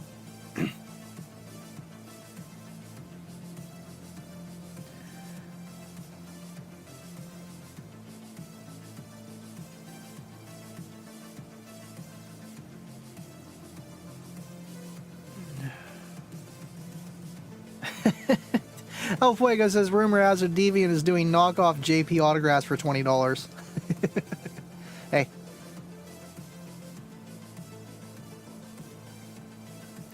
This is all skipping around on me. Sweet tea or lemonade? Sweet tea, because lemonade, I love lemonade, but it gives me heartburn really, really bad. Deviant says, y'all buy stuff from Down for Sound and ship to Beardy's house, and it'll be autographed by JP for $20. See? That's a deal.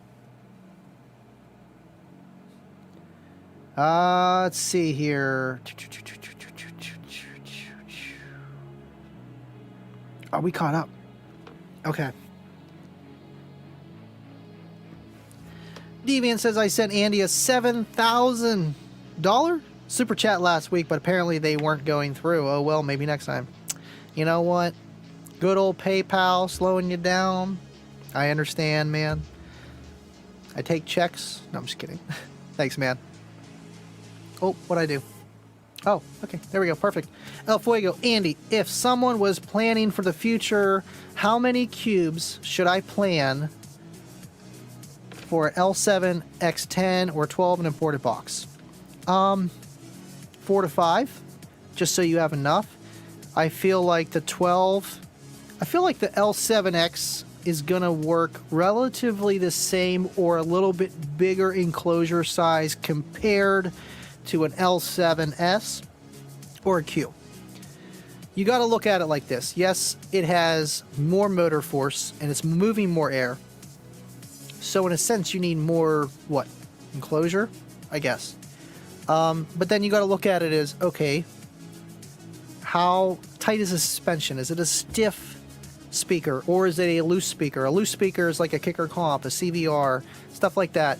A stiff speaker is like an American Bass HD 3000 RMS or 2500 RMS or a Sundown ZV5, but not, it's stiff compared to like a kicker comp, you know what I mean? A loose suspension. So you look at the L7X, dual spider, 8-layer coil, 3-inch coil, but it's made from kicker. So it's not going to be this inefficient monster. I feel like it's... I think... I can't say anything. Darn, I can't say nothing. I can't say nothing.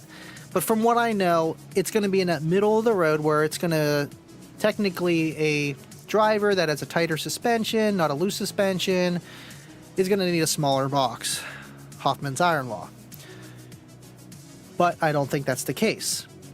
And it's a kicker, so it has more cone area. So it needs a bigger box. It has more effective movement area of the air, waves, the molecules, and stuff like that. Port, that's a whole different story. Depends the box, depends the tuning, depends a lot of factors. But for the 10, I would go at least 2 cubes, maybe less. You could probably get away with 1.5 just by looking at it. 1.5 to maybe 2.5 cubes ported. And depends on the port area and stuff like that. You could probably get almost away 3 cubes on a 10 on the L7X, but it would play very, very low just by looking at it. 12, maybe 4 max. I feel like that's too big though. I think 3 cubes would be perfect for it, around there. 2 would be good, and I feel like anything under 2 is kind of pushing it for the type of woofer it is. Otherwise you're going to have to put a really big port on there and you're going to have a high tuning. And is a high tuning going to work with a driver that is designed like that? Probably not. Well, I mean, yes, but no. As good as it could and what you're looking for. See, there's no real answer for anything. I caught myself. Because I know those things play up to 90 hertz. But do you want 90 hertz in your build? Do you want fill? Sure. But do you want it to be 90 hertz pronounced? No, not so much. So there's always that. Ashy. Drinking Arizona sweet tea right now. That's awesome.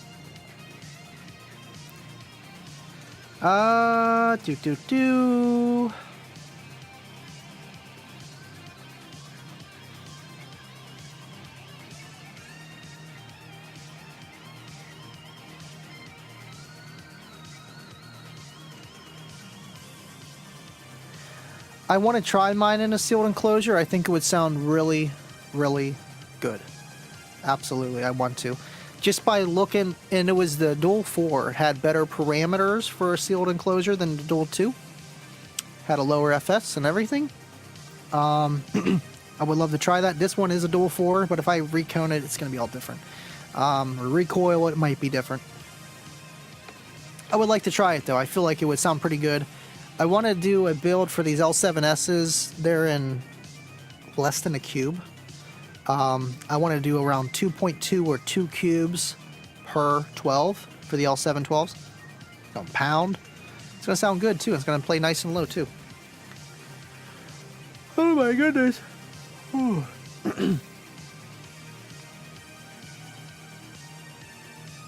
See you, RGA. Thanks for tuning in, man. I'm not leaving. I thought I was. Oh, come on. What are you doing? You're teasing me.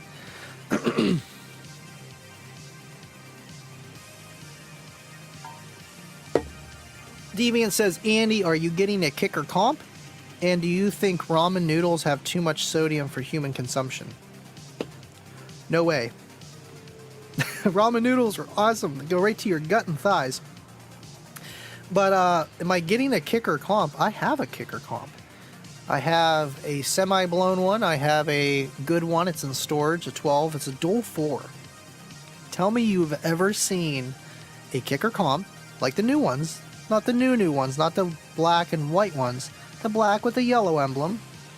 But they're usually always single 4-ohm, right? I got a Dual 4. I had 2 of them. Got them off my buddy Chad. They were actually in the enclosure that was a 4-ohm enclosure when they had it. Prefab loaded enclosure, and to get a 4-ohm load needed 2 Dual 4s. So I thought that was pretty cool. I have 2 kicker comp 10s. Unfortunately, they don't match. They're the same woofer practically, but one's yellow and one's white. But I do have those. So I have a few kicker comps, and I had a 15 was given to me, but it was already blown, turned it into a clock. Y'all seen that. Trying to think. I think that's all the competition subs I have.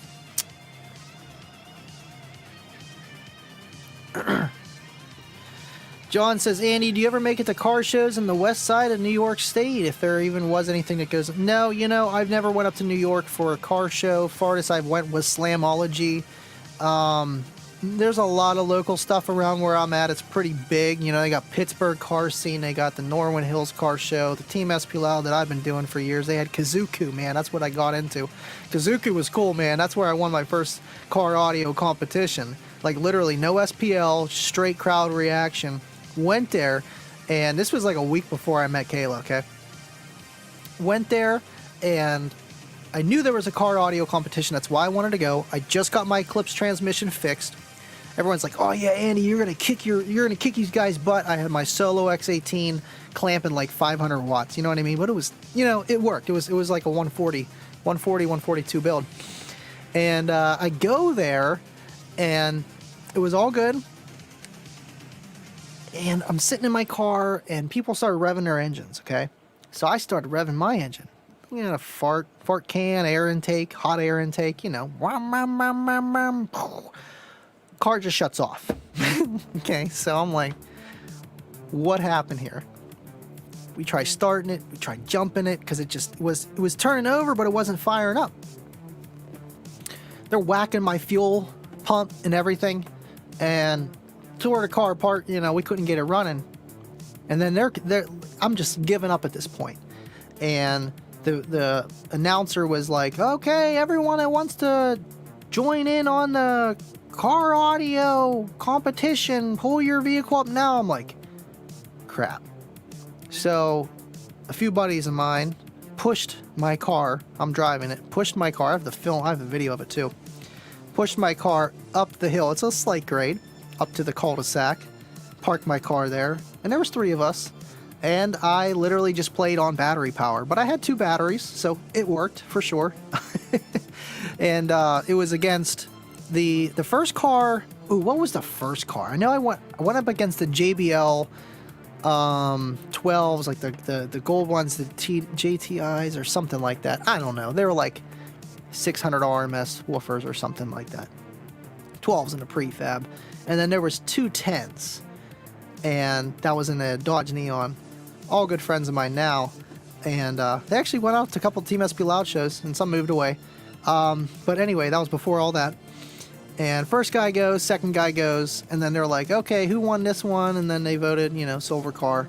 And then they were like, black car or silver car, you know, and then silver guy went first, and then I went. And then they had the blue car go again, and they're like, "Oh no," clapping for the silver car, okay, and then they clap for me, and everyone's like going crazy. I'm like, "Oh, okay, I think I won." So that's kind of how that happened. And it was groundbreaking, honestly, because it's like all these years of just being in the music, and that was the first step where it's like, man, I did something. You know, I got a T-shirt and a sticker. The sticker's still on my car, and I still have the T-shirt. So that's what I won for the competition. So it was cool. I don't know where I got that from, but from the New York, you know, we do have shows out this way. Thanks for tuning in, man. Ramen noodles or wrap snack? I don't even know what those other ones are, man. Ramen noodles. Come on, man. What's going on, Ashy? Only with Kayla. Yes, I double dip.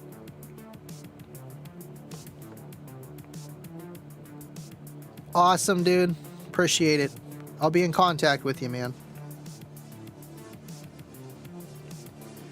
Let me turn something up real fast here. Still got 30 people watching, man. You guys are crazy. Here we go. I needed a little bit more background music. Tell me if that's too loud on your end. If it's too loud on your end, I'll just turn it down on your end and keep it up on my end.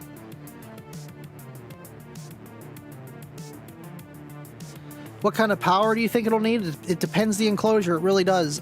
If you put it in a smaller enclosure, you're going to need more power because the woofer is pretty much going to build more pressure in a way.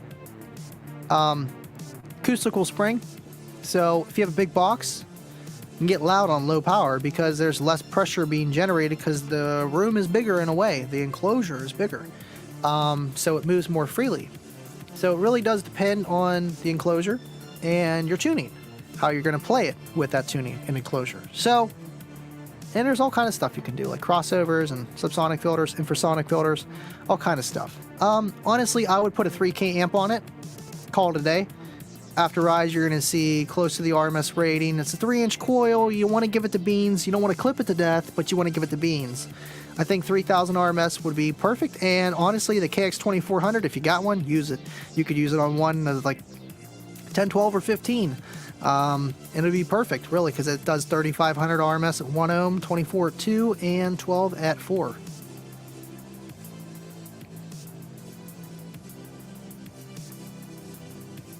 Wow, we got a lot of comments here, guys. It's because I was going on a story rant. I missed all your guys' comments. Okay, sounds good. Awesome. Okay, so you guys want to do that next Friday. Okay. Let me know how you want to do that. Just, I'll talk to you after the show.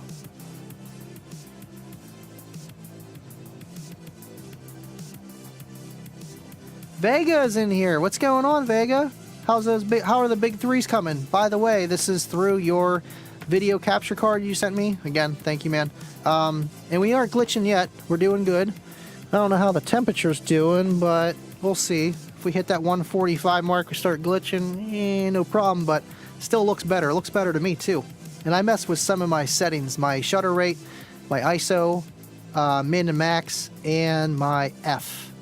Have it real wide so things close look extra blurry. If that makes sense. If I was like right here, you would notice it more. You would notice the blur in the background, but I usually don't sit this close. I mean, I can. What's going on, guys? But for real, thank you, man. Appreciate you. More than appreciate.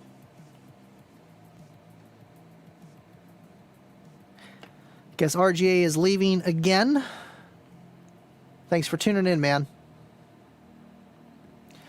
Why do so many people sleep on big sealed boxes? They get pretty loud and low, decently low while remaining tight. Do you agree? Absolutely, man. If you want to get that .707 QTC, you're going to get it with a big sealed enclosure. More than likely, you know. Absolutely, man. You don't want to go too big, though, because then all you got is low end extension, and then you got more of an SQ build where the higher notes just aren't as punchy. But if you look at it as an RTA standard, you know, SPL curve, it is pretty flat. Less roll off for sure. Thanks for tuning in again, RGA, man.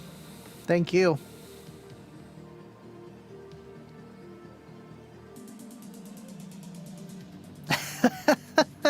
Why does Deviant says, why does my autographed JP amp look like a dinosaur footprint?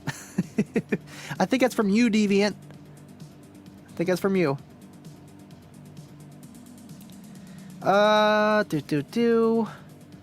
Wow. Ashley says, I'm working straight through Sunday. We're getting in upwards of 30 to 50 to 80 mile an hour winds. Woo. Windy dough. Windy dough. Good music level? Awesome. Thank you.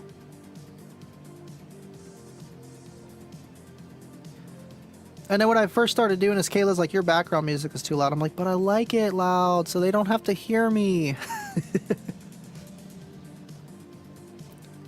Let's see. El Fuego's talking to Vega saying agreed, sound deadening is an investment. Absolutely. I think my wife would appreciate reduced road noise. Right. That's how you can convince them. Listen, babe. It'll be a quieter ride. While we're driving down the road, I won't hear all that wind noise or road noise.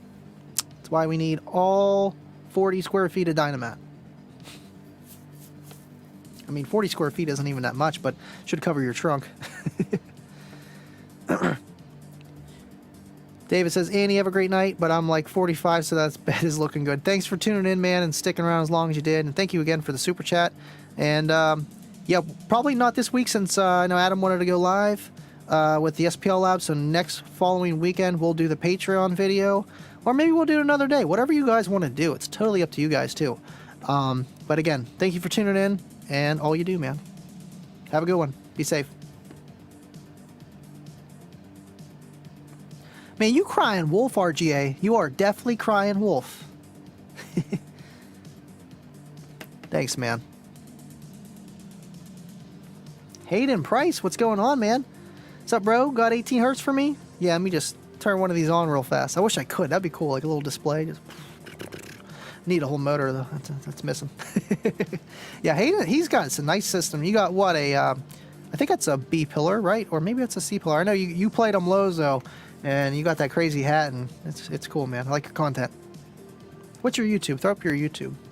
I know you have a YouTube. Dub team trying to troll me again. Andy, 2 CVRs in a sealed box on a JP23 amp. Ooh. What will you consider moving to Australia to sell me more Living Loud by Andy products? Yes. I have a friend out in Australia. Maybe I could talk to him. He ships all kind of Johnny 5 short circuit things. Maybe he has an idea to get you some stuff. I could send to him or something like that. We'll figure it out. Or you could send it to me, send me the money, or I can send you the product myself instead of buying it off the website, because maybe the website doesn't do it. I don't know. Let me know.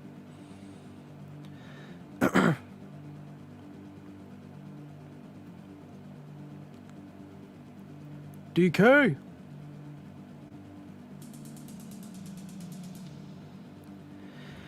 Jam210 says, Andy, I have heard you can tune a sealed enclosure. How? Purely by the size of the enclosure. You can have the same size enclosure, we'll say 1 cube, okay? It's tuned to like 40 hertz. You throw in a different driver, same box. Tuning's 37 hertz. Why? The electrical compliance, the mechanical compliance of the woofer, how it's designed. The FS has a big thing to do with it too. You know, the resonant frequency, how loose or tight is the driver, really makes it react differently, honestly. So yeah, it'll change the tuning.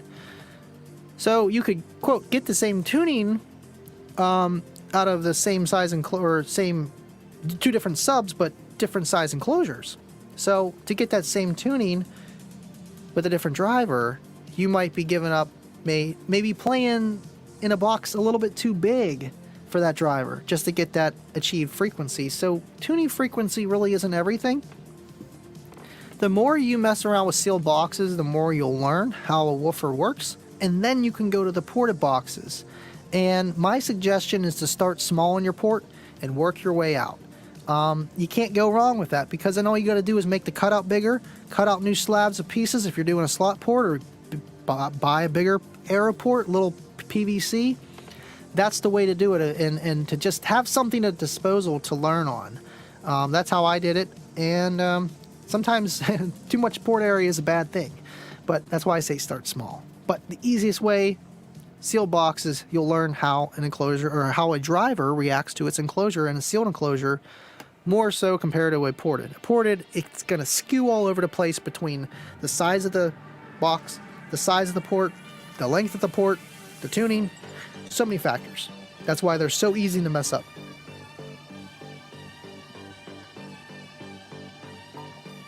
Well, the proof of the pudding is coming up shortly here. We're getting close to that hour and 45-minute mark. If we start glitching, let me know. Okay, good question, Jam. Thank you.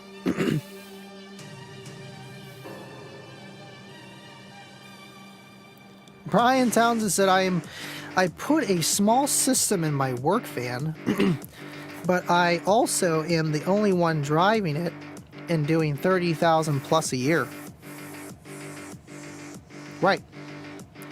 If you don't have anyone else in the vehicle, and why not, man? Heck yeah.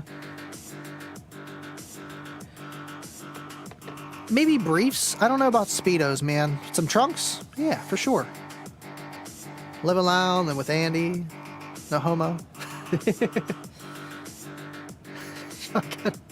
Shotgun. All right, Vega. Thanks for tuning in, man.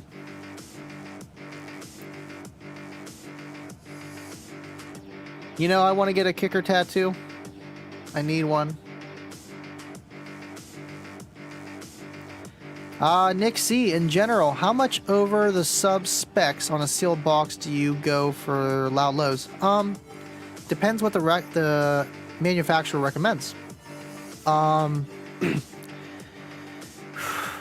to answer this generally? Say the max spec on a 12 is 2 cubes sealed. A 12-inch kicker comp, we'll say 2 cubic sealed. That 2 cubes on that kicker comp is already going to be playing probably in the 35 to 30 range tuning frequency of the enclosure and what it kind of likes. And then it's going to play lower than that too. Now, to get the loud lows, you got to watch how low you get. The lower you go below your FS is just the less output you're going to get at those lows, even though that you can play that louder in that enclosure. So if you go like 3 cubes, your tuning of that enclosure with that driver sealed is going to drop down to like 26. The FS on the 12 is probably like 28, 29. So maybe that's too big. Go up a little bit. That's kind of I think a way to figure it out too. The natural FS with the sealed enclosure sizes, and if you put it in the software with the QTS and some of the teal small parameters of the speaker, you can actually figure out the tuning of your sealed enclosure through that app. That card audio app, you can do it. Does all the math for you with the driver, not just the enclosure itself, but with the driver added, because that's how it makes it tuning. Literally. It's really complicated. At the same time, it's simple. I'd say in most cases, if you go to max spec, you're going to get those lows. If you go a little bit bigger, it's not going to kill you, but you are going to lose a lot of your high end, and you may lose some of your punchy bass.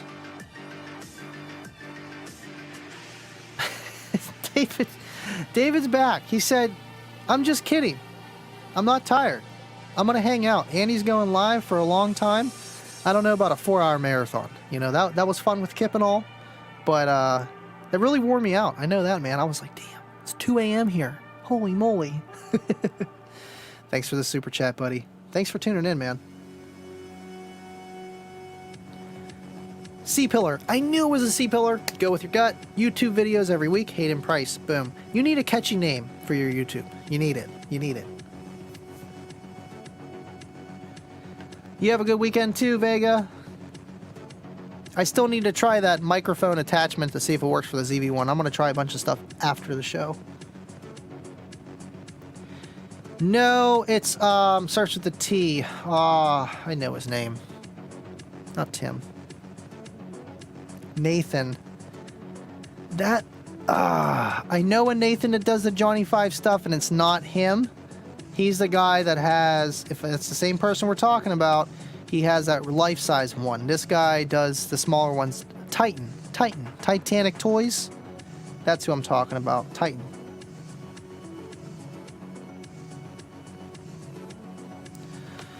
Here's a good question. Deviant says, Polyfill, fact or urban legend? Cooked up by Hobby Lobby. Polyfill. It might be. I don't know. I thought you were going to ask if polyfill worked or not. It does. Helps with standing waves and stuff like that.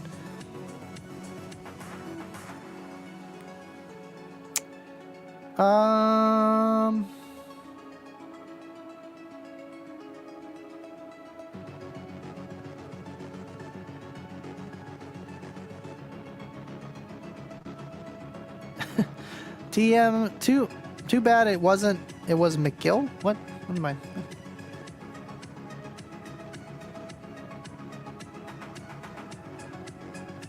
I want to get an Andy tattoo. Do it. You guys are crazy.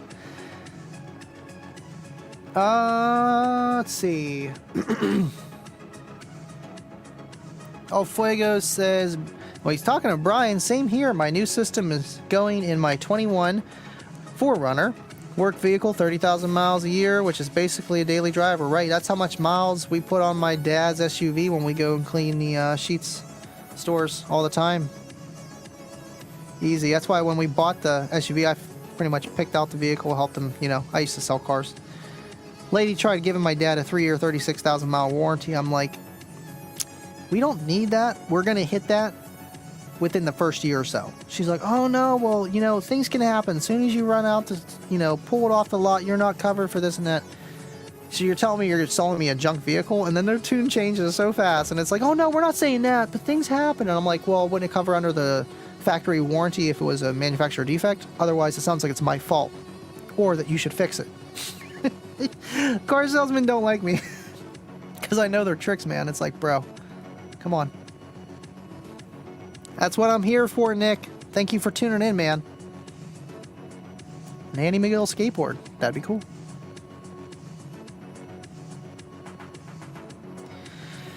Larry H says, I know TS parameters are not out yet. What would you guess the sealed enclosure size be for a 10-inch L7X? I don't have the TS specs for that. I have the 12. But, given what the 12 is, and 10, I mean, I'm going to do 2 10s in Kayla's car, and I don't even know the specs. I'm going to do around 4 cubes, 2 cubes per. Give or take, we'll see what we get when it comes. But I feel like 2 cubes each would be kind of perfect for that. Plus, I'm putting a lot of power to them. I'm putting 2,000 watts each one. CX 1800 on each one.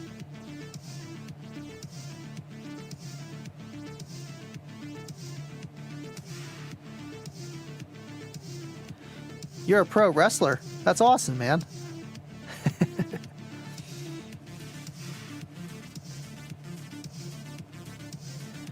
Larry says, I think Kip really needed that long live session last week. Right, you know, when you got that sickness and, like, you don't talk to anybody, you don't do your normal job, you're Kip Litzy, and then you get on a live show, you can almost say almost everything you want. You're going to want to talk, you know. And then with you guys commenting, you know what I mean, because you guys are all Kicker fans, obviously, too, and you guys watch the Kicker Unmasked show. I'm sure most of you guys do. So it was just a good place for him to relax, stretch, and just enjoy himself, you know what I mean, and have a good time. And it's hard to quit anything when you're having a good time.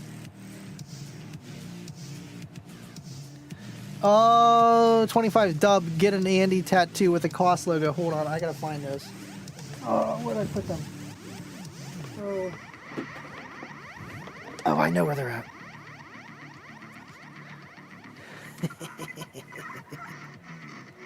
Hold on. These are the ultimate headphones. Come on, get off my face. Ford, but made by Koss. What? Koss Audio. I've had these my entire life. They were from my dad's Ford Aerostar, 95. Had a killer system. V6, sounded like an 8. I was little. And had those headphones come with it. Not like we ever used them, but it had a killer surround sound and everything. Equalizer, you know, 5 channel or 10 channel DSP. So I was learning in freaking 4 or 5 years old, you know what I mean? Messing with the freaking equalizer, learning how that stuff worked very early on. Yeah, we eventually had to give it away. The van just rotted out. It was a shame. Live It Up Every Day says, say if I have 4 500 amp alternators and 3 3400 batteries, that means I won't have to turn my gain up high to reach full power, right? I don't know if you're being serious, but gain is just something to match your source. Literally. If you have your gain down, it's because you don't need that much power. So, yeah, right. What amp are you using? End of the day. You can have a Boss amp on that. You're going to need your gain all the way up, man. What amp are you running? Obviously, you have a decent amount of electrical. I mean, 2,000 amps of current is nothing to laugh at. Input. And I'm guessing 3 3400 AGM batteries, that's what you're talking about? You wouldn't even need 1 AGM battery with all the alternators you got. El Fuego says, what is the highest Patreon level you have? I want to adjust it. I feel like it's too high. I have the $1, $5, and then $25. I'm about to just knock it down to 10, you know? And I want to have, like, an incentive for that. You know what I mean? Or maybe, like, a shout-out, a special shout-out during, like, each video, each live, or something like that. Or maybe something else for, like, someone's business, or just whatever they want. You know what I mean? I would like to do something like that, but it's like I want there to be a point, other than just getting early content from me. I would like to do like side streams or something like that, or even a stream after the stream with just the Patreons. I would like to maybe set that up too. I think that would be cool to do, because I'm up late anyway, but it depends what you guys want to do. And if you guys are up, it depends the time zone you guys are from. Like right now it's almost 12 o'clock for me, but it might be only 10 o'clock for you out in California, so it would work. Totally up to you guys. We'll see. One step at a time, El Fuego. You're one of the, I think, 7 Patreons I have, and I appreciate all you guys, and your input matters to me, obviously, 100%. So, let me know what you guys want to do. And yeah, so far it's 25, but we don't have to do that. I want to knock it down. I kind of just, only thing I did was lower the lowest because it wouldn't go below $3. I'm like, come on, I want to do it $1. I don't want to do $3, man. I have a hard enough time paying $2.99 for an app, you know, subscription stuff. I just downloaded a subscription for this sound adjuster through iPhone. Gimmick. Lost $5, we'll say that. Deviant says $25. Bobby B is hanging out with Mickey Mouse, so you better not mess with Bobby B, okay? Or I'm gonna get goofy, and he's not gonna be very, very happy with you. You be nice to Bobby B. He comes here every weekend for us.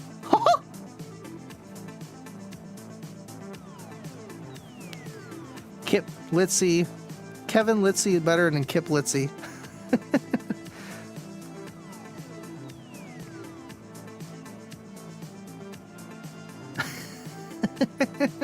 You guys are nuts.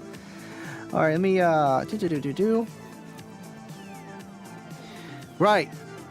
That's why I want to lower it down. I just kind of had it set what it was. I didn't really mess with it too much. I wasn't expecting 25. Are you crazy? You guys are nuts.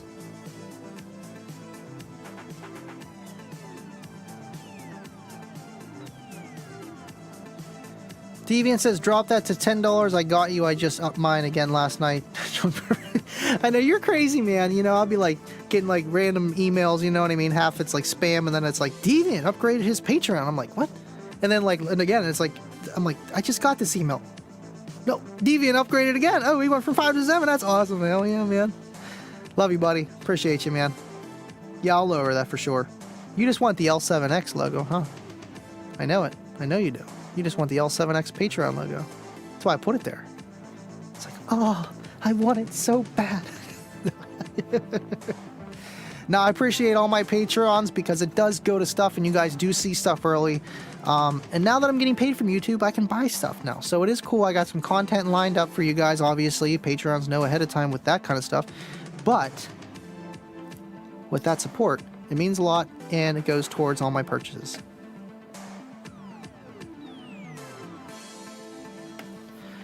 Ashley says, I'll get on that list, Andy. I just want to set up a separate card for charging. Totally fine, man. I mean, you can do PayPal, but then it obviously links to a card. Get a PayPal card. And you can actually put money on a PayPal card. You could transfer it from your bank to your PayPal account, and then when you swipe the card or pay with a PayPal card, it'll take it from the PayPal card. But I don't know what you're trying to, you know, whatever. Oh!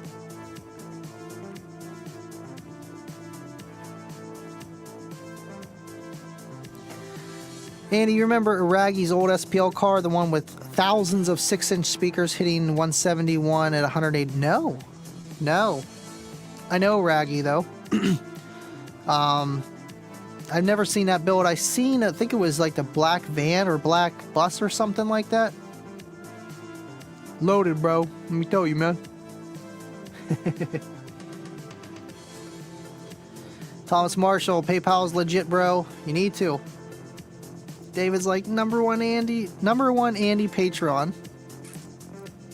David's, man, he's that dude, man. He is, and it's awesome that he knows how to fix amps. I wish I knew how to do that. You know, I'm sure if I sat down and learned all the resistors and all the kind of, you know, hooking up an O-scope and power supply and testing stuff, and it'd be cool to learn, you know. I built a radio back in high school. Let's just say I barely paid attention, and you know what I did? I messed around with the speakers 90% of the time. I think that was a sign then. Like,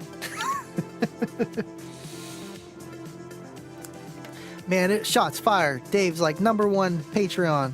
Deviant's like highest Patreon. We got $7, we got $7, we got $8. Can I get a $9, $9, $9? We got a $10, $10 going to Deviant. Call me Dave. 0001. He was #1. Who was #1? This is like being a party. Listen, ladies. We don't need a fight, okay? We don't.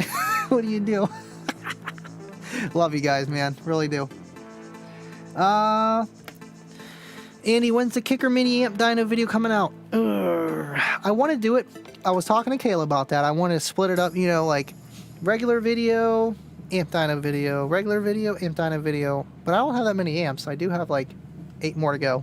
But I am going to get it. The next amp I'm going to dyno is going to be that one. Because I do have more than that just kicker amp. I have the CX1800 amp dyno, but I was saying earlier, I've been having problems with impedance drop because I'm not in a car. I'm not getting that back pressure loading off the trunk, keeping the speaker from moving. It was helping with box rise. It was creating more of it. And it was helping keeping the speaker from jumping the gap. To compensate the box rise, I'd have to play a higher frequency. Then the speaker was bottoming out because there's nothing to load off of in here. So there was some complications. I've clamped 4,000 watts to those guys, to get 2,000 watts each in the car.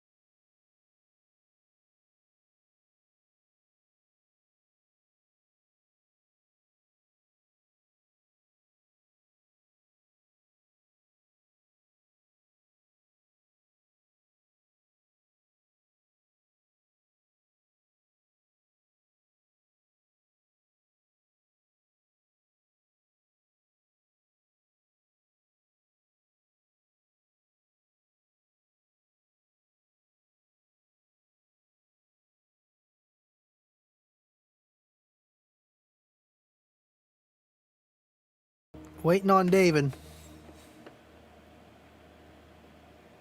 Go for the gold.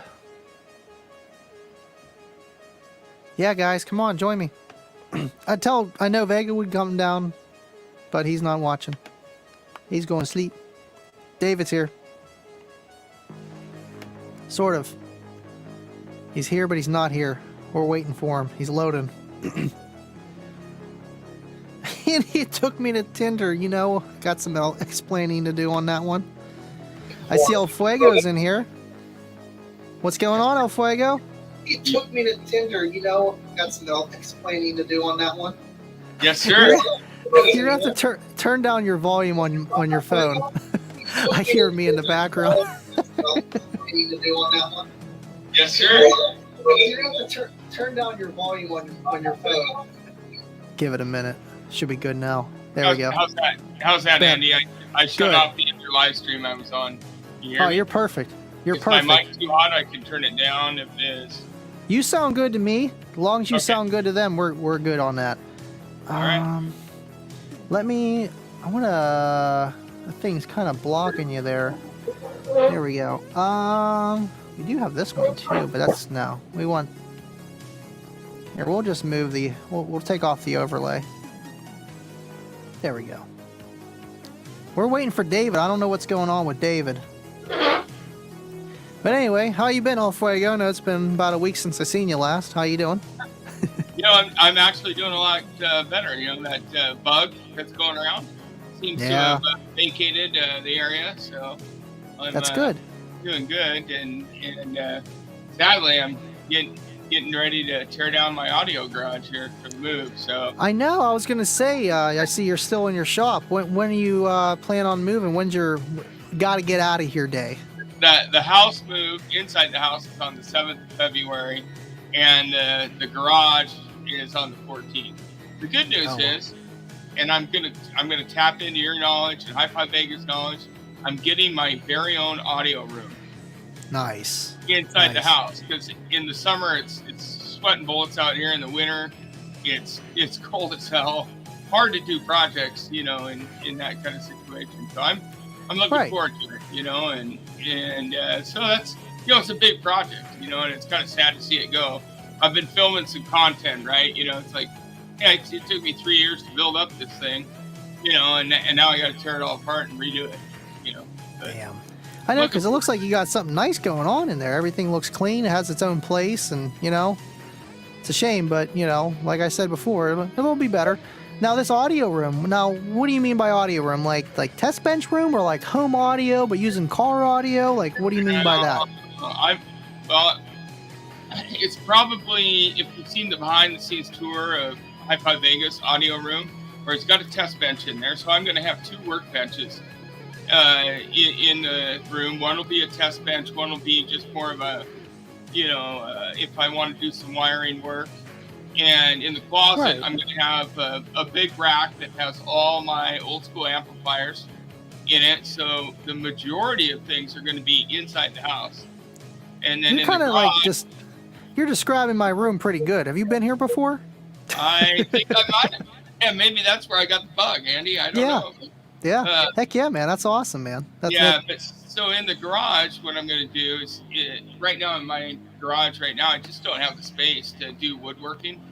So in the garage now, I'll be able to set up all my woodworking stuff. I've got the table saw, you know, bandsaw, drill press, you know, compound miter saw, all that stuff that it's hard to use right now in my garage because I'm sharing it with the rest of the audio room, you know, and it's that's tough, and you don't want to get it on everything. Sawdust everywhere, So I'm looking forward to that bifurcation of space. Right. Yeah, you kind of almost need a different space to like build and carpentry stuff. Same. My garage, you know, I don't build boxes like I used to, but it still looks like I still build boxes every day. It's so bad it needs cleaned again. It's crazy how that sawdust just lingers too. I got like an old style garage. There's no drop ceiling, so it kind of goes up onto stuff, and then over time, the sawdust is just coming down, and you could just tell on a lot of because I have some amps in there too, where they don't really work I got them handed to me, and I kind of just mounted them on the wall. You know what I mean? Just to look like something. Right. So, yeah. So it just looks bad. But I mean, right? I couldn't be doing my YouTube in there and be doing all that other stuff. There's just no way. So you having a designated room for all your car audio needs. Plus, you need a nice workbench, work area to do your car audio stuff. Yeah, and out of the weather, so it's not right too hot or too cold. I know. I got a turbo heater. It's not bad in the wintertime, but you know how that is. Starting that up, you got to wait for that. And then kerosene's expensive. But yeah, summer you're dying. It's like, I'll bring it inside. We'll turn this air conditioner on. I'll be okay. Yeah. So I am contemplating the decision as to whether I've got a lot of amps mounted on boards right now. You can see, over the shoulder here, whatever, that shoulder. Yeah. Whether I take those down and just box them up, or do I keep them on the boards and remount them in a different position? They're just stuff like you say. They're all functional, but they're display pieces. They nostalgia, kind of thing. Right. Absolutely. Yeah, you just need a little bit of display piece here and there. Doesn't hurt. I see David keeps trying to join in, but he's having some technical difficulties or something. I don't know. What's going on, David? Come on, man. I think he's trying to use a computer maybe, and it's just the webcam not working. I think that's what it is. I'm not too sure. That's weird. Anyway. I was going through my stuff, Andy, and I found a Kicker ZX460 that I didn't even know I had. Yeah. Because it stacked up. Brand new inbox, never been hooked up. All the paperwork, including the burst sheet. Wow. That's insane. ZR460, dude. That's it's ZX460, but it looks like the ZR amps, but they called it the ZX because it was the 4-channel, 4x30 watts. But it's brand new in box, and I don't even remember buying it. So you bought it, don't remember buying it. It's been sitting all these years, never been opened. Brand new in box. God, I can't let something new coming in the mail be in its box more than a day. I'm like freaking out. Like, I gotta open that. I want to open that. It's crazy, man. But I guess it is whenever you collect stuff over time. Yeah. It's just I got that. Yeah. That's awesome, man. That's awesome. Yeah, I don't really have too many old Kicker products. I mean, I have the IX402. That's the one Bobby wants me to dyno really bad, and I want to do it too. It works great. Got that off of the Goodwill or whatever. I paid like $30 for it. It was a steal, but it is what it is. $30. Wow. Yeah. I mean, it's a little amp. It's only going to do like 150 watts, but old school Kicker, and it's actually in decent condition. It's got a little bit of corrosion, so it was not taken care of too well. David, are you trying to log in on your phone or what? Because I don't know why this isn't working. He keeps trying over and over, and I don't know why it's not working. That's so weird.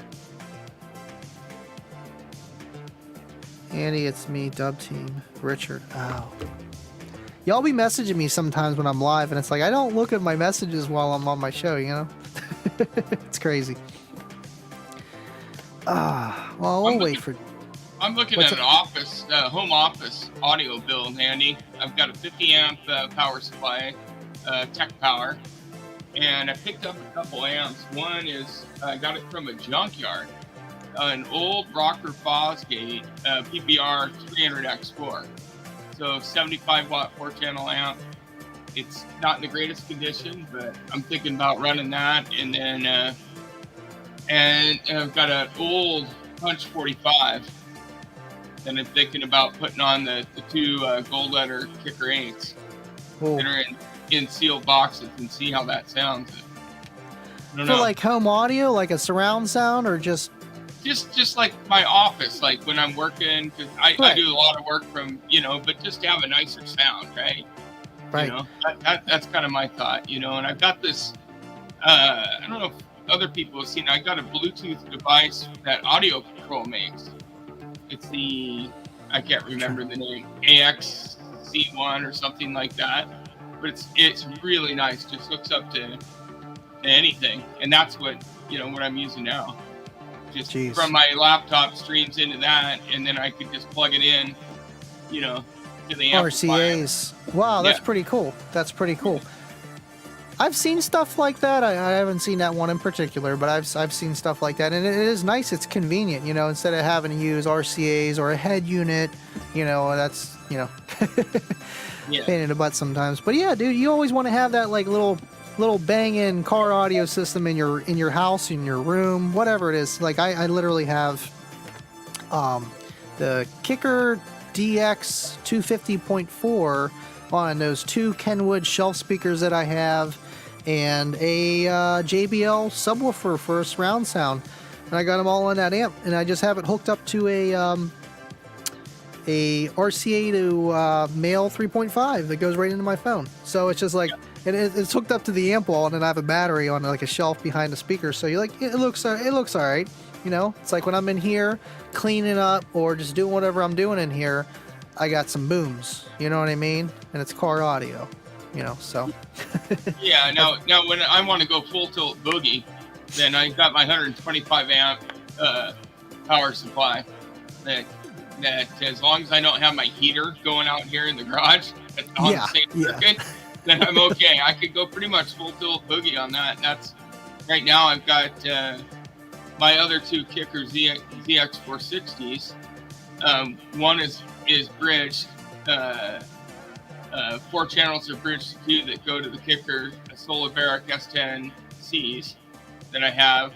The other ZX 460s bridged to 2 channels, each going to the KM8s, the Marine speakers. And I'll tell you what, you turn that thing up, and we're talking wall shaking, kind of things going on. And the nice thing about moving, and it snapped into my mind the other day, I'm like, I don't have to worry about pissing off the neighbors anymore. I'm going to be gone anyway, so.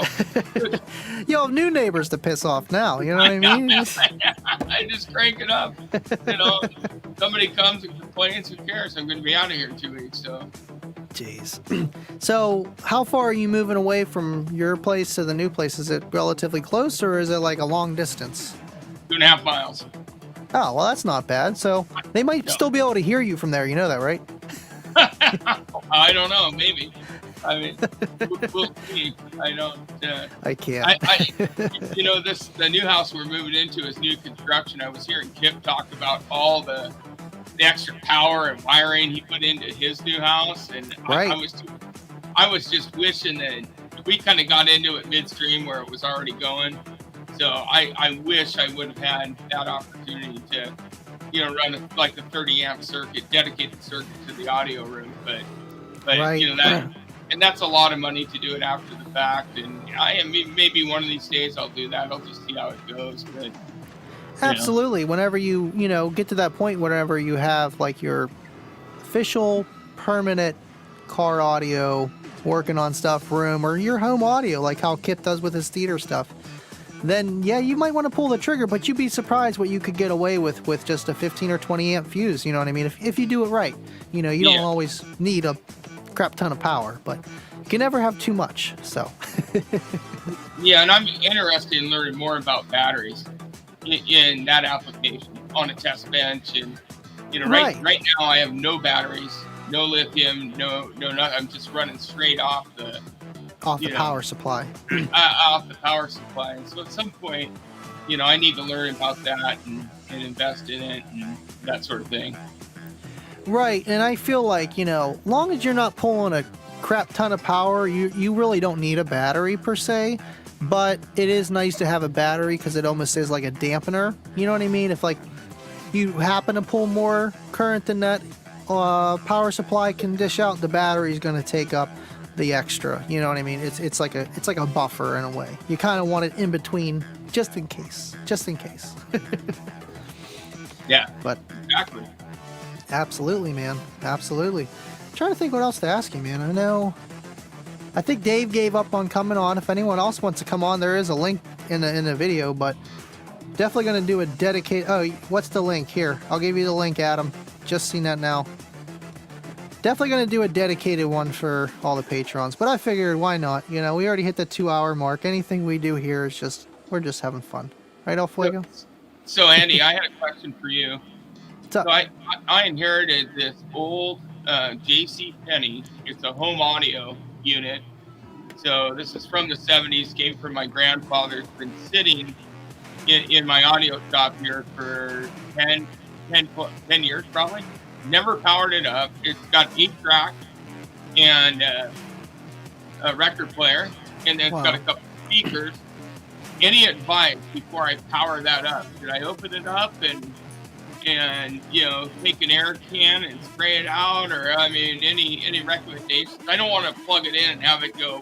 Right. Gooey. I mean, you can get one of those air duster cans and just be careful with it. You don't want to be blowing the, you know, weak connections because it is older. But you don't want to be turning it on with a bunch of dust either. I know that's something you got to be real careful with, especially with older stuff. You know, it's just that, and then if there is any like rubber, you know how rubber disintegrates too. But I think the dust is what you're trying to avoid, right? Well, like turning it on and like maybe melting something. I know I've even turned on old equipment like that, and then you get that, you can smell the dust almost burning, you know, like that smell. It's like it smells like it's old, smells like it hasn't turned on in 40 years and been sitting in the closet. So maybe just open it up and visually inspect it, and then, you know, maybe hit it with a vacuum rather than an air blower. I don't know. I mean, you could. I feel like you would do less damage with a vacuum because you're going to be sucking stuff up rather than just blowing stuff around. It just depends if you're going to be able to get in there or not. You know what I mean? How big are the openings? Or you can take it apart and kind of get in there, right? That's what I'm thinking about, taking it apart, exposing whatever's in there, and trying to do something. Yeah, I'd say just make sure when you take it apart you don't break it. I know as a kid that's how I broke everything. I wanted to take everything apart, and then you don't know how to put it together, or you pull it apart and then you break something that, you know, can't put it back. But I'm trying to learn a lesson that, you know, that I learned the hard way. I bought an old Audio Authority 978 100 amp power supply. These are the ones that Circuit City had that powered up their, you know, so I bought this thing. I didn't take it apart, didn't clean anything out. I plugged it in, and all of a sudden it started smoking. Wow. Right? So that's never good. Right. No, not at all. Not at all. And so, you know, I paid a bunch of money for it, and now it's yard art. Jeez. Yeah, that's what happens to it. It's like you can't get rid of it, but it's like, it doesn't work, but we can make it a garden gnome or something like that. Well, you know what I'm thinking about doing? It's got these funky lights in the front. I'm thinking about taking the innards out of it and putting my load resistor bank inside. You can do that. Yeah. So it would light up. It's got a lot of space in there and it's got a fan on it, right? So then I could have my resistive load braking resistor basically mounted inside and have it in there, and it would kind of look cool on the test bench. Right. Maybe. That would be cool. I want to try resistive loads too. Whenever you get to that part, let me know how it goes. I know Vega sent me a couple links and stuff that he uses. It's crazy that those resistors are literally just train brakes. Yeah. Oh yeah. I've got right now. I've got 4 200 watt, so I can't do anything big. You know, so I've got the 4 200 watt braking resistors, and then I've got 8 ohm 200 watt or 100 watt smaller ones. But I can't test anything that's more than about 1,000 watt amp. Right. You know, I was going to say part because of the power supply, but part because of the resistor banks I have. Right. So that's about all I can. Yeah. I mean, that's kind of like where I'm at really too. You know, I got the lithium and everything, but I'm running out of power for the resistive load because the subs are just unloading. That's my problem here. And a little bit of impedance, you know, I could play a little bit lower, but I feel like the impedance is going to be lower or not what I'm trying to get at. And that's the whole problem with doing the amp dynos with a speaker compared to a resistive load. If I had some resistive loads, then probably be good up to about 1,500, 2K, give or take. But I've done some head-to-head from the resistive load to the reactive load with the AMM1, and there's a difference there. I'm here to tell you. So I think there's a lot of value in having that reactive load testing that you're doing versus the resistive, the resistor type scenario. Right. And it's like, yeah, you're not going to see this power anyway because you're not going to be wiring down like I am, but it is actual real watts, and a speaker's actually making noise with that being at that impedance. You know what I mean? It's moving the speaker. Okay. Yep. Absolutely. That's why I think it's pretty cool doing what I'm doing, and it kind of caught on, and I enjoy it. I really do, because it's like, it's different. It's different. I do want to do reactive loads or resistive loads too, but at the same time, I like doing the reactive loads. Plus, it's cool. You know what I mean? You're turning up the amp, you actually hear something. You know what I mean? You see the power go up, you hear it, just like you would in your car. Whenever you must have good neighbors. Yeah, they gotten used to me over the time for sure. Are we talking about the AMM one being inaccurate on big power? I don't know about that much. Is it? Is that the word on the street or something? I don't know. I don't know. I haven't tested it on anything more than about 1,000 watts. The biggest amp that I have in my collection is the old Orion 2250 SX, the Beast. Wow. And that's 1,000 watts RMS at 4 ohms. And so I don't have a big enough amp to have seen a difference. But what I've seen though is a little bit of a difference between the reactive load and the resistive load. Jeez. I mean, I'm sure it makes a difference. If Drew's saying something, I'm sure there might be something going on that we don't know about.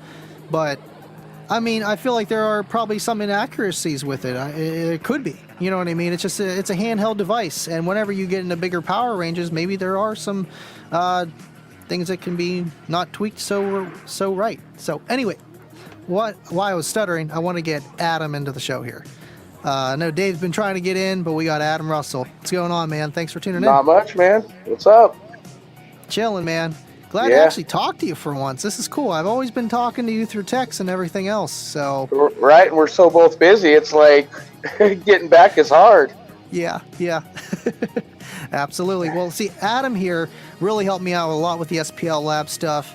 Pretty much guided me in a way with like the amp dynos, with just the little things that I was stumbling across. And there's always Sean Madison, but Adam's my dude, man. Appreciate him. Yeah, especially when it comes to software, man. I've worked all that stuff a lot. Absolutely. So, and on that AMM one, anytime you get over 150 watts is when it starts reading a little weird. Really? That early? So, in your opinion, what do you think? Or not watts. I'm sorry. The 150 volts. AC volts. It's AC volts. It's 150 volts. Yeah, and that's all it's rated. That's all it's rated for.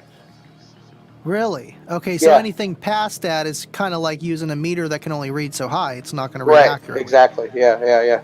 So, wow. But still, 150 volts AC is a lot of power. Yep. It's a lot of juice. You just need to do it at a higher impedance or something. I don't know. Or something. Yep. That's where I started noticing inaccuracies on it versus other meters. Yeah, I mean, we've tested them all. Wow. But I'm sure there's a few amps that can do 150 AC volts, like the Salt easy. And bigger amps. Easy. No, those are up towards more like 200. Wow. Yeah. That's crazy. See, that's something I didn't know. I learned something today. That's crazy. Yeah. It's even posted on their site and all their manuals and everything too. That's what it's rated for. Is 150 volts. Wow. Yeah. See, I didn't know that. You need to test anything that that big. Right. I've seen it on a 30K actually. Chris Johnson did it on a Teraf's 30K, and I mean it showed some power, but I don't know how real it was. But in all of our tests, once you get past 150 AC voltage, that's just when it starts going down. Up to that though, man, that thing is dead on. Wow. Now, what about the SPL Lab or Term Lab? What's your opinion on max power input? AC or Term Lab is right at 250 or 200. Anything over 200, 215 is when we started noticing it getting different than like flukes and anything else. The SPL Lab is 396 is the highest I've got it in testing, but 400 is what is rated. Wow. That's a Yeah. big difference between the two there. It's Twice huge. the clampable I power. did hear that the Term Lab increased theirs in the recent software, but I don't know. I haven't used it. That's crazy. Software can just change so much.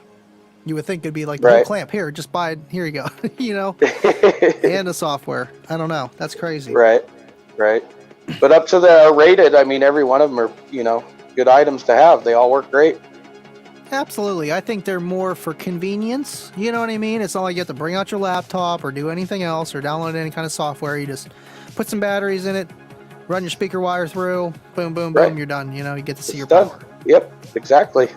Yep. That's crazy though. Now, exactly what do you do for SPL Lab? Just give everybody the A to Z. So, I mean, realistically, I'm not any part of them pretty much in any way, on a real level.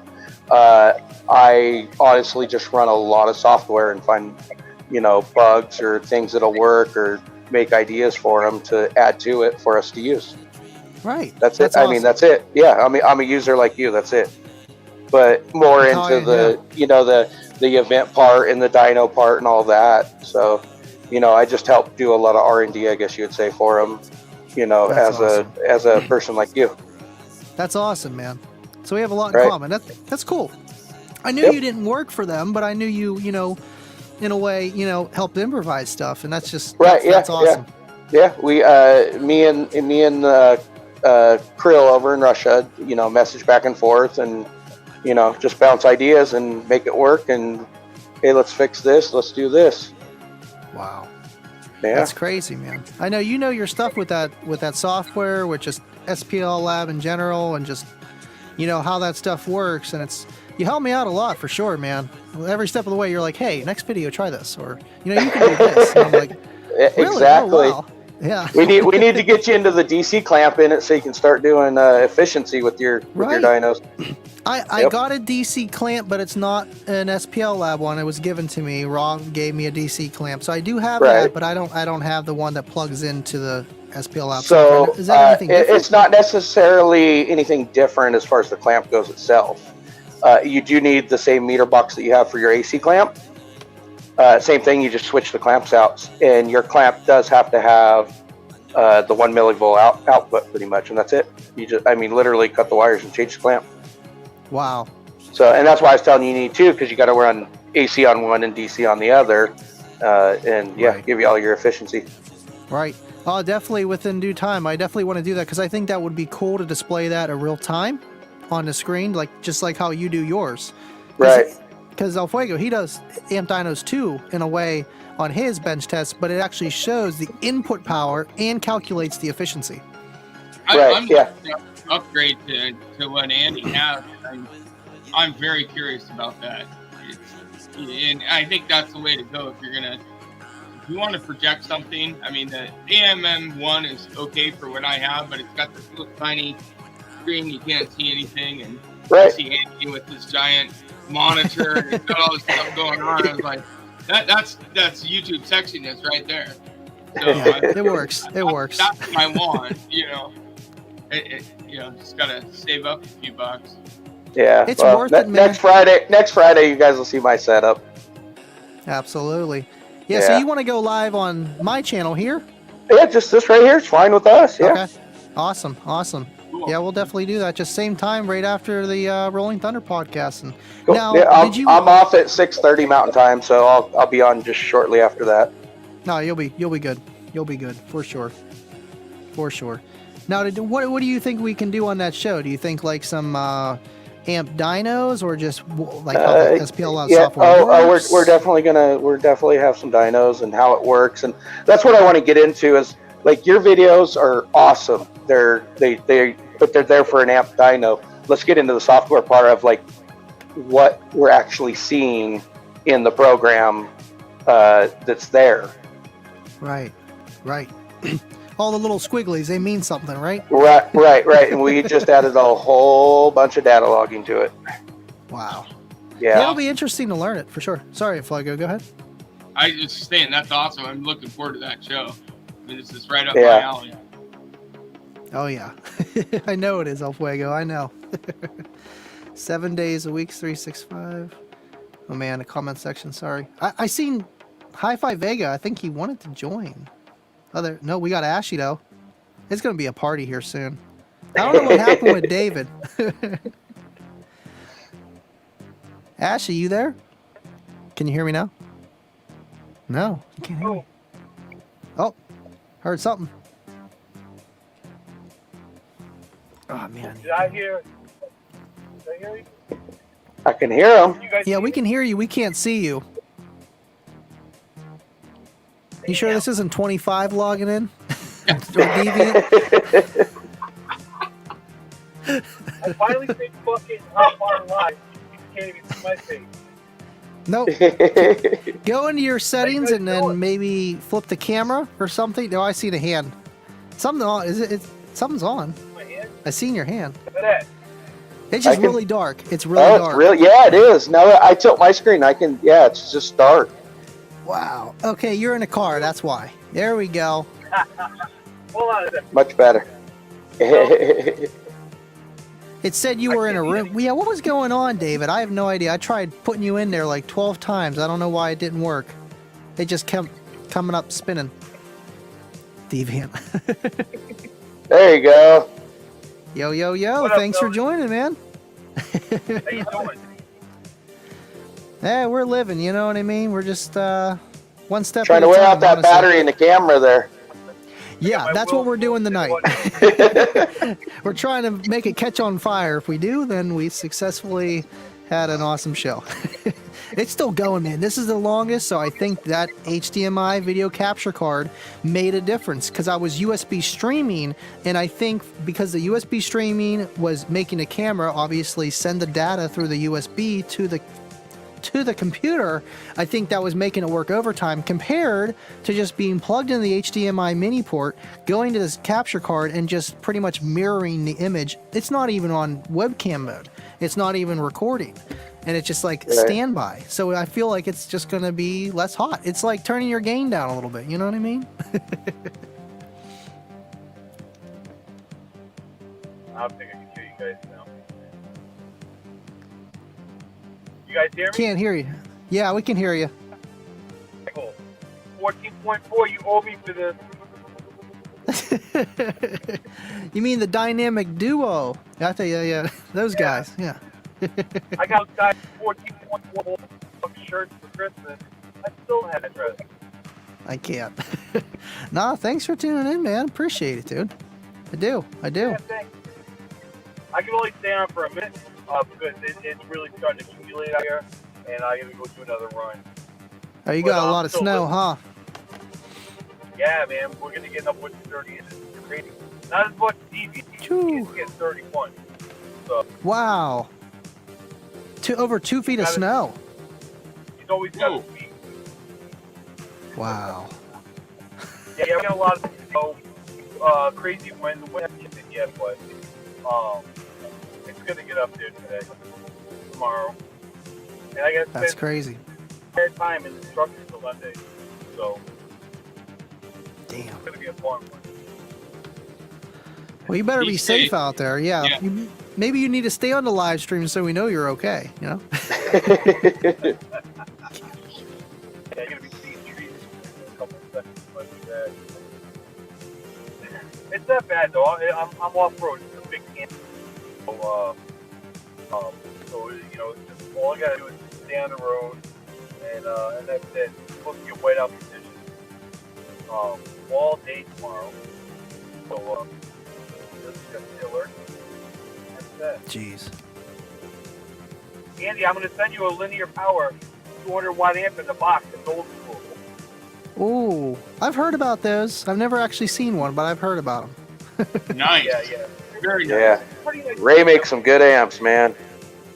Yeah, Wow. first gen Ultron, Ultron. Damn. But candy apple red linear power ones. They're good condition too.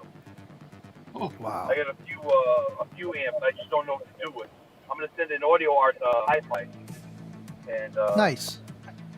yeah, I got so much. If you guys only knew, oh my god. It's ridiculous. I know And it's this hard from to talk. I mean, you know, I started with my XPLs, I started with my Solo 15s, and then I bought another set of Solo 15s, and I ended up parting with those. And I just sold my Diamond Audio Technology D7054. That kind of killed me there. That amp is it's the same thing as the Esoterics. I don't know if you've ever seen the Esoterics amp, but it's the same thing. All 24 karat gold plated terminals, the whole 9 yards. That thing's so nice. Jesus. But I'm probably not going to use it just because it sucks, you know? I got to say this. When my wife tells me that I have it bad, I tell them about you. Say that again? I said, when my wife complains about my collection, I just say, I ain't the guy that's got the biggest collection. I know a guy that's got a bigger one than I do. Can't. So, I don't know, Fuego. No, You that's- got a lot, man. You got a lot. I have more audio, and the funny thing is that when I'm moving, I'm finding amplifiers I didn't even know I had, that I bought 10, 15 years ago. Wow. Yeah, you were just You can never saying. have too much car audio. You can never have too No. much. Yeah. My wife asked me, well, how much do you think all that stuff's worth? And I said, oh, it's worthless. Yeah. You can't get anything for it. Yeah. But we have to keep it. You got to understand that. I had which else in my bedroom just for the extra amps and subwoofers. I live in a trailer, but I also have a home, and I rent my home out to a family. But I got a 3/4 of the basement that's walled off there, and that wall and all the shelves are packed. Man, I got it all in boxes. It's almost like not a nightmare, man. It's a good nightmare, but it's just a handful, It's a big handful. Jeez. No, I appreciate you guys tuning in, man. It's nice seeing faces and actually talking to people rather than text messages or comment section. It's different. It's nice. Yeah, it is fun. I'll do this more often, Andy. We rhyme. I like your hoodie, by the way. I like it. I said I like your hoodie, by the way. Oh yeah. Hey, look at this thing. I washed it one time. That's it. It does so that. hard. It does that. That's how Kayla's is too, man. So I'm gonna order another one. I got yours underneath, Andy. You got it underneath. Oh, look at that. You ain't gonna see the logo though, because it's dark blue and it's black. So you can probably Yeah. see the YouTube sign on it, but where is it? I don't think you can see it. Deviant's probably getting all right now. Yeah. No, it's cool, man. I appreciate it, dude. Yeah, you were the first to pick up a sweatshirt, dude. That's awesome, man. I know I want to make one for myself. I don't even have one for myself. I need to make stuff. Really? Yeah, you're telling me, man. I need one for myself so I can wear it when I go live, have a couple shirts instead of wearing the same one every week, Goodness gracious. It's a real nice one. I love it. Awesome. Yeah, I was going to ask, how is the quality? Because I did a little bit of research, because there are a few different brands you can go to for like merch stores like that and stuff. So I seen really good reviews, especially for the price, for what you're paying and what you're getting and the print and all that other kind of stuff. Seemed like it was a good company to go with. So Yeah, no, Turned it's out really a good. solid quality sweatshirt. It's nice. Cool. I like it. Awesome. Very, very Awesome. nice. Some get really real thin and cheap, but yours is not like that at all. Neither Good, is iPod or they're all really nice. I actually got two from Hi-Fi. I ordered one and they gave me two. Oh, wow. Double whammy. Yeah, I told Rob about it. He said, "Hey, you want me to send it?" He's like, "Oh, keep it. It's not paying for it." And I was like, "Okay, it's fine." I So, can't. yeah, I got my whole That's collection. cool. I got my collection. I got my DIY collection. Oh man, you YouTube flexing over here. He's like, listen, I got this YouTuber, I got that YouTuber, I got them all. It's awesome. It's awesome, Important man. the family, bro. That's all. Right? Hell yeah, man. We do appreciate you guys really, because you're the reason why we do it. We're not just talking to a wall. We do that already at home when the camera's off. You know what I mean? Yeah. I don't know how you do it. You got the family and everything. Oh, we got Vega up in here. Oh snap! I seen him lurking down there. I thought it was David's camera working finally. What is up, Vega? I need to do a wardrobe change here and get my Hi-Fi Vegas sweatshirt on before I get Slacking, Don't man, worry. slacking. I've been helping the kids move, so I got like moving clothes on. So. All right. Shit, I'm still in work clothes. Welcome to almost hour 3 of our streaming Vega, where we went a little crazy and just started inviting everyone to the stream. You know that very well. Wait, are you still on the Sony? Yes, I'm Dude, still it on the worked. Sony. It worked. It worked. Ah. 245 still going. Yes, dude. I knew it. I knew it had some. It was something in the chain that was messing it up. Yep. Over. It was just clipping, Wait up, man. Thomas Marshall. What's up, brother? Yeah, That's dude. your face, Yes, that's his face. bro. Yeah, Good to see you, man. Devil is I feel like Devil in what you call it? What's called that freaking movie? But I can't believe I forgot that movie. It's a weird movie on the same planet. Never mind. I've got salvation. I've got the Hi-Fi Vega mug. Oh, There we hey, go. that's enough, right? a hard one to get. Yeah. You can't just buy that one. Nope. That's awesome. So Vega, how are the 3 big kits coming? Oh, good. I started on it. I didn't get to finish it, but I've got to finish a couple and get them out tomorrow. So Nice. Yeah, get them done. Get them done. Get them out. So you pretty much make those on demand, have a little bit in stock already ready and done, and then extra that Yeah. you need to get. Cool.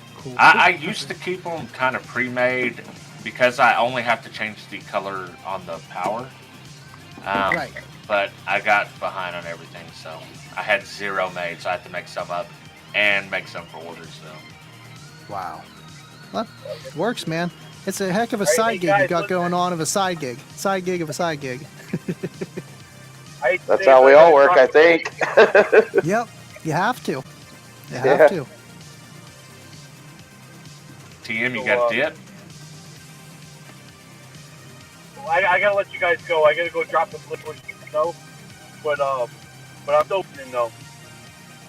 All right, man. Hey, Yeah. Ashley, appreciate you tuning in. Nice to actually finally meet you face to face. We'll definitely have to I do know, this it's again. fun. One day, maybe OSS will have to hang out. Heck yeah. All of us That'd be need to. Absolutely. All right, gentlemen. I'll talk to you again soon. All right, Take man. care. You have a good one. 4.0 forever. See you, buddy. Who's this David trying to get in? Yeah, he's been trying. I think it's his camera. Well, I don't know if he's using his phone or his computer or what, but it just won't load on that screen, man. I don't understand. It's Yeah. definitely something on his end for sure. Strange. Yeah. Very strange. I'm on my phone on Wi-Fi and I'm fine. Yeah. Try the phone. Jeez. Try. Maybe he's got a tablet. Try a tablet or a laptop. Yeah. I don't know. I got a pretty good internet connection where I'm at though too. So Yeah. Jeez. Waco, did you just fart? No, that was my chair, man. I was trying to get out of the way. Trying to get out of the way so I could I- do my other. My Hi-Fi chair squeaks. My chair squeaks like that, and I'm always waiting for someone to be like, "Did you just fart?" But yeah, it's not happened yet. I've got Okay. Hi-Fi Vegas swag that nobody else in the world has. And that's Cool. Oh, right over my shoulder there. yep. No That boom is box. That's the boom box. Oh, you got the boombox off of him. The I DIY got the boombox. boombox. That's awesome. And it cost a pretty penny in trade, didn't it? Oh yeah, I got a two. He knows my weakness. Orion 225 HCTAs. Oh, the red one? If Red you one. go back to Hi-Fi Vegas videos with the old school SBL challenge, that That's 225 Mm, came from me, mint condition, mm. beautiful, Yeah. you know. But I wanted this thing, and as soon as he shown it and the sticker bomb and all that, I straight up emailed him, hey, if you're ever getting rid of that, I'm ready to give you whatever. So. How's the CCA Okay. handle holding up? The handle's holding up perfect. I mean, there's no problem with that. Nice. It's a heavy box though. So I had it in my office, and then when this bug started going around, you know, I brought it home. So I use it at home. But Yeah. it's such the look of it is just stellar. I mean, can't be beat. So Yeah, I thought it was pretty cool. I had to come up with something. you knocked it out of the park. You won the contest, right? You guys like my nice fancy cup here? The peeling pink. Yeah, what's up with that? It looks like my pilot. I just grabbed one. We were moving. I can't. That's awesome, though, man. Thanks for joining, Vega, by the way, and thanks for the video capture card, man. Yeah, dude. The color looks good on my camera. It was super red. For whatever reason, I adjusted my camera Really? to kind of correct it. Yeah. Yeah, it looks good on yours. Like the colors look good. I remember when you had Thanks, that going, High Five Right. Vega, it looked like you were, Close Encounters of the Third Kind with the sun. Yeah, I know. Well, see, my face it's already a little naturally red, but Yeah. when I had that card, it was like boom. Just made it real pronounced or whatever. Right, yeah. That's weird. It's just with the card. I know I mess with a little bit of the shutter rate, the ISO, and the F, whatever that stands for. Right. Mess with that and like the max and min of the ISO to help. Because whenever I would get real close to the camera and back Right. off, the background would get real bright. My face would get real bright. I'm Right. like, why is it getting Oh, bright? the auto white balance. Yep. Yeah. So I adjusted a little bit of that and have it kind of set. So I don't What know. do I you just got? played What around. do you have the aperture on the F? 1.8, wide Oh, as there it you can go. go. Yeah. Wide as it can go. And then 60 frames per second and 60 shutter speed, 160 shutter speed. Yeah. That should be good. I just learned that from that guy. that I watch. You can only stream in like 30 on StreamYard, so you Yeah. can set it at 30, but Okay. So it doesn't actually output 60 from StreamYard. no. Dumb.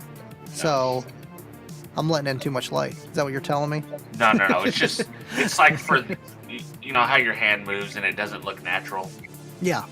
So and actually yours looks a little faster. I have mine set to 30, so Yeah, yours does maybe seem it's just- smoother. Mine's like, yours seems like real, like how your hand would actually move. Mine seems like it's delayed. oh yeah, is that because you have it set at 30 and 30? Right. Oh, Right. okay. Kind of looks like one of those old school karate movies. Yeah. Yeah. Just need a little sound effects in there. Look what I got in. Look what came back to me. Ooh, who'd you send it to? To Tony himself, the man. Got it. He went through, got the software update. 'Cause this is an OG. This is one of the originals, and I couldn't read anything but sine waves.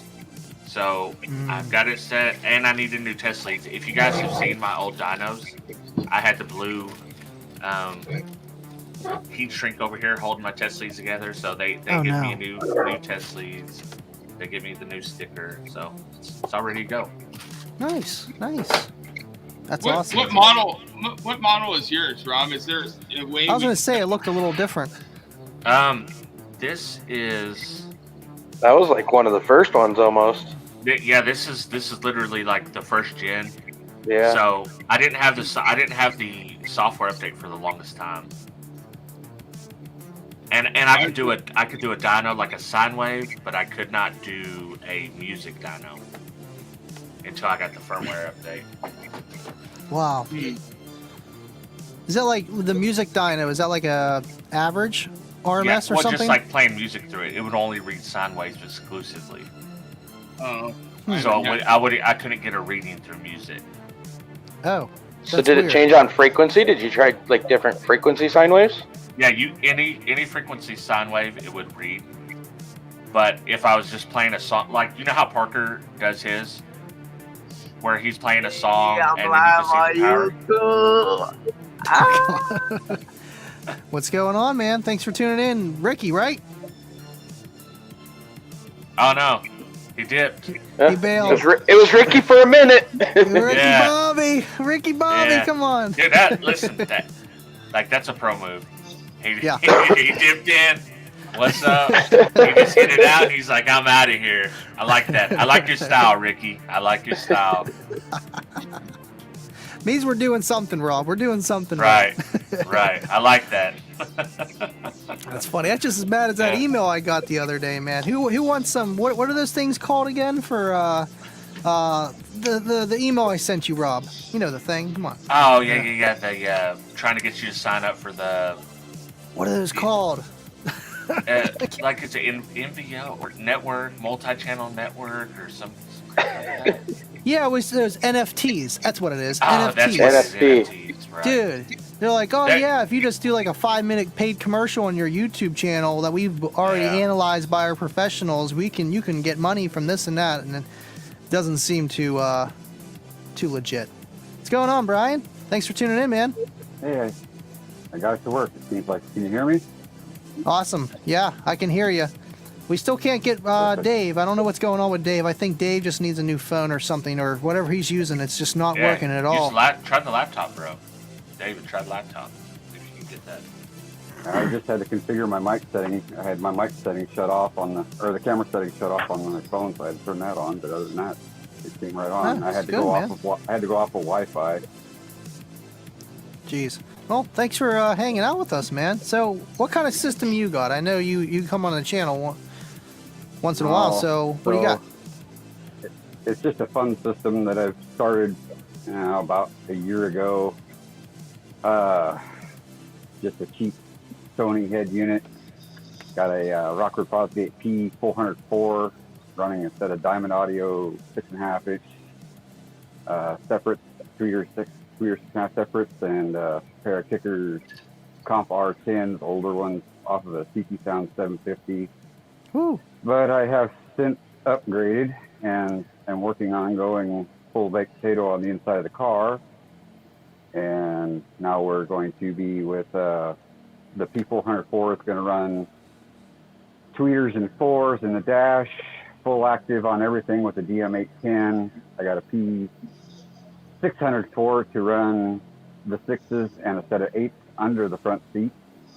And then a set of P312 on a P1001. And then I threw in an epicenter into the mix. And then yesterday I picked up a Halo 9 Alpine. Wow. That's some nostalgia and some good equipment, man. And you're doing it the right way for sure. Yeah.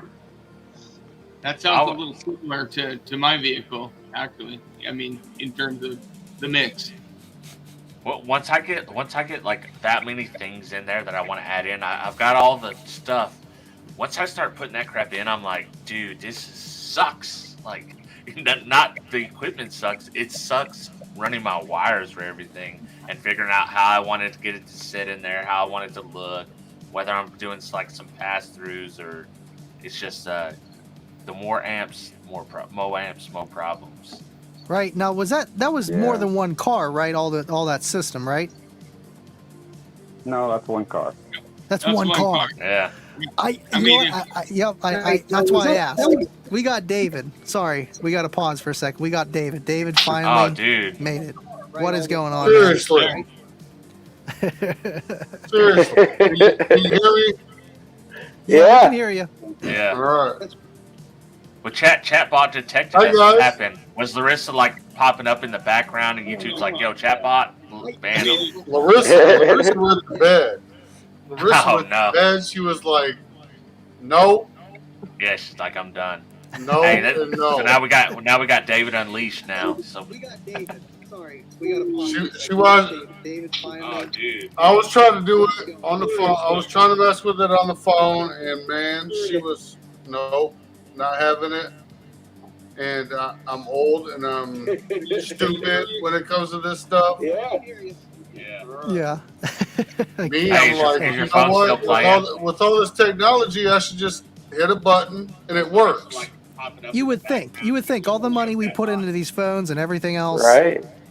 Oh my goodness. So, hi guys. How's everybody doing? Living loud, just hanging out, living loud late. You know what I mean? Just Yes, kicking sir. back, having a Mr. good Andy, time, man. living loud. Yeah, man. About to hit that 3 hour. Yeah, we're gonna smash it. Goodness. Hey, I just just happy. logged in, so we got to go for 4. We Right. just got to go for 4. Rob's like, oh man, Oh, I can do no. it. Ding, We gotta ding, go ding. for 4. All right. Who's above me? That's Adam. Adam. Adam Russell. Oh, dude. How did I not know from the beard in the picture? Yeah.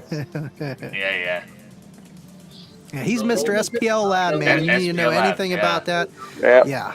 Oh, I see it. Listen, I might have to get in touch with you anyways because I've been thinking about getting one to do some dinos with. When it comes to this Yeah. stuff, Get at me, and next Friday we're gonna do a little show on all the features and stuff. technology, Oh, that'd be cool. oh my goodness. I love when they say the Brady Bunch because it reminds me of the Brady Bunch. It really does. And it worked. You would think. Thought it helped vegan out. Hey, David, I can hear your All the money phone. we Is that put what into that these is? in the phones and background? everything else. Yeah, and Yeah, I was gonna say I'm someone's hearing that playing me. too. The definite echo. Is your phone on? How's everybody doing? Once you're on StreamGuard, you got to shut off the other stream if Yeah. you were on Living loud, before. just hanging out, living loud. Or living- mute Hear my own voice. it. It's like editing. Like Yeah. when you're editing. And Yes, like when sir. you're editing a video, Yes, if you sir. haven't done it before, you hear your voice 1,000 times. And it's like, dude, it's like, God, I'm so Yeah, annoying. we're gonna see. And the Caleb- same words Caleb over and makes- over and over Caleb makes- sometimes. yeah. She Yeah. makes fun of me. She's like, "What's going on, everyone? What's going on?" Because I keep trying to, you know what I mean? It's nuts. It's nuts. hard to get placement.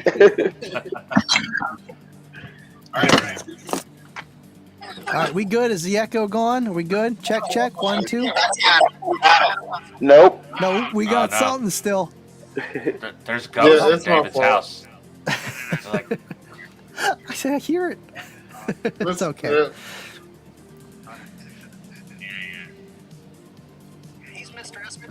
Is So, it me what on are you my listening? end, or what are you listening through the laptop? Oh, that's even Do you like hear a through the minute laptop or delay.